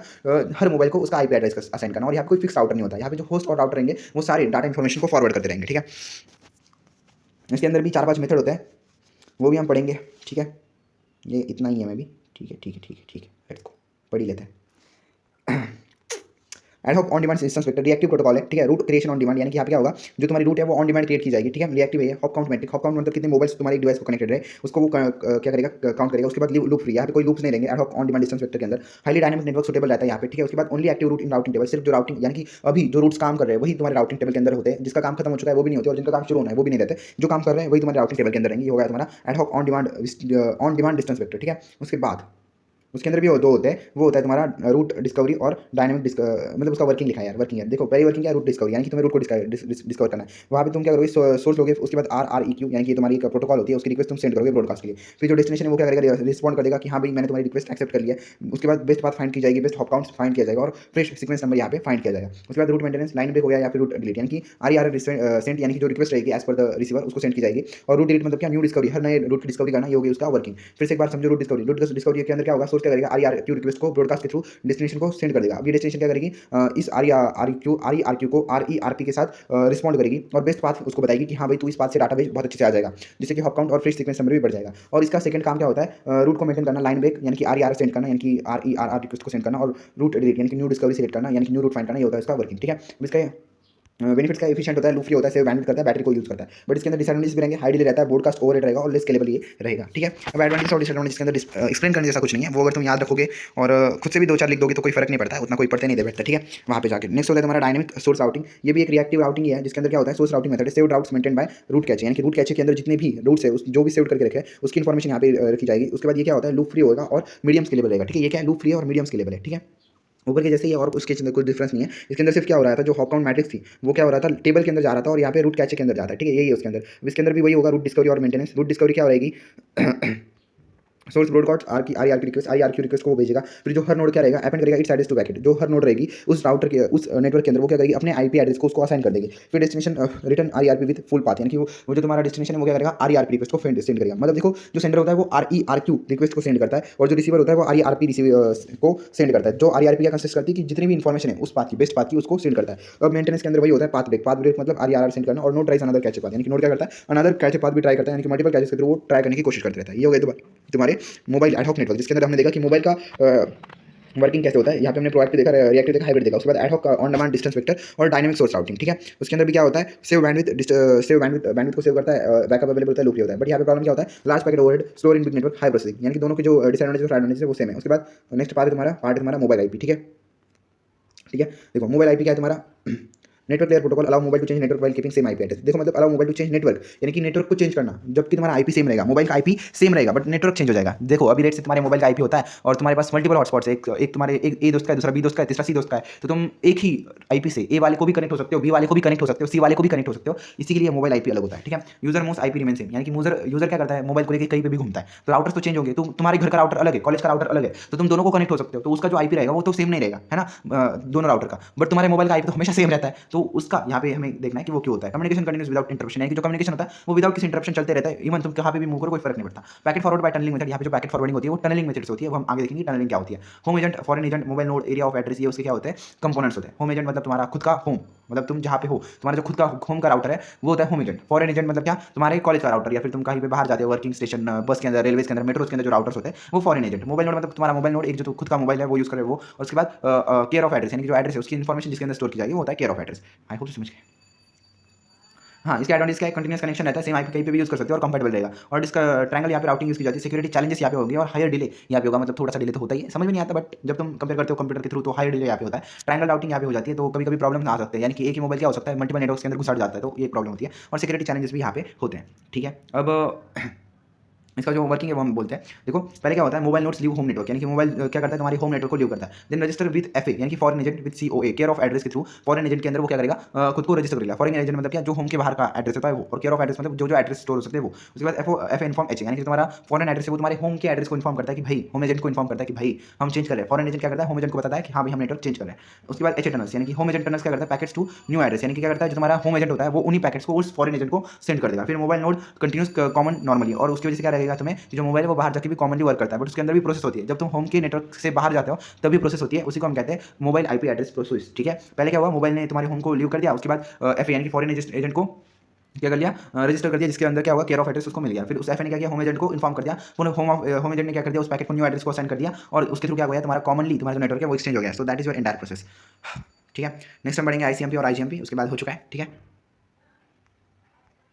Start with your next protocol, that is ICMP, internet control message protocol. ये क्या करता है, तुम्हारे नेटवर्क के अंदर जो भी एरर रिपोर्टिंग रहेगी या फिर नेटवर्क डायग्नोस्टिक्स रहेगी उसको करने में मदद करेगा। टूल्स उसके अंदर यूज किए जाते हैं, ping, track out, testing, connectivity etcetera. Operations यहाँ पे क्या रहेंगे, एरर रिपोर्टिंग करेंगे। मतलब एरर कौन से एरर हो सकते हैं, तुम्हारा नेटवर्क खो गया, लेट्स से अगर तुमने ऐसे लेट्स से कई जगह पे बीएसएनएल का नेटवर्क नहीं चलता, कहीं पे जियो का नेटवर्क नहीं चलता, तो ऐसे एरर यहाँ पे आते हैं। उसके बाद नेटवर्क डायग्नोसिस, यानी नेटवर्क डायग्नोसिस भी होता है, जो कि कंप्यूटर नेटवर्क एक बहुत इंपॉर्टेंट पार्ट है। जो तुम्हारा नेटवर्क है उसके अंदर ओवरऑल कौन से प्रोटोकॉल यूज किए जाते हैं, कौन सी राउटिंग इन्फॉर्मेशन यूज की जाती है, उसको चेक करने का काम भी हम यहाँ पे करते हैं। उसके बाद कंट्रोल मैसेज, जो भी मैसेजेस है उसको इन्फॉर्मेशन को कंट्रोल करना, यानी कि कौन सा मैसेज कब भेजा गया है, कौन सा मैसेज क्या रिप्रेजेंट करता है, वो यहाँ पे रिप्रेजेंट किया जाता है। ठीक है, उसके बाद मैसेजेस कौन से हो सकते हैं वो हम देखते हैं। पहली बात तो इसके फर्स्ट है तुम्हारा इको रिक्वेस्ट। इको रिक्वेस्ट मतलब चेक होस्ट रिचेबल है और नॉट, यानी कि जो तुम सेंडर जो डाटा सेंड कर रहा है तो वो रिसीवर है, वो होस्ट अवेलेबल है भी कि नहीं, वो रिसीवर होना भी चाहिए। उसके बाद इको रिप्लाई टाइप 0, टाइप कितना था 8 था, हाँ टाइप 8 हमने देखा कि चेक होस्ट रिचेबल, यानी कि जो सोर्स है वो मतलब जो रिसीवर है वो अवेलेबल है कि नहीं। इको रिप्लाई मतलब क्या, हाँ भाई कि जो रिसीवर है वो अभी डाटा को एक्सेप्ट करने के लिए प्रेजेंट है, तो वो होता है टाइप 0। उसके बाद होता है डेस्टिनेशन अनरीचेबल, यानी कि packet condition packet count not reach destination, हाँ मतलब जो पैकेट होता है जो हमने भेजा है वो डेस्टिनेशन को रीच नहीं किया है, वो होता है डेस्टिनेशन अनरीचेबल मैसेज। और उसके बाद टाइम एक्सिड, यानी कि जो तुम्हारा टाइम था टीटीएल का, यानी कि तुम्हारा जो पैकेट है वो जिस टाइम तक लीव कर सकता है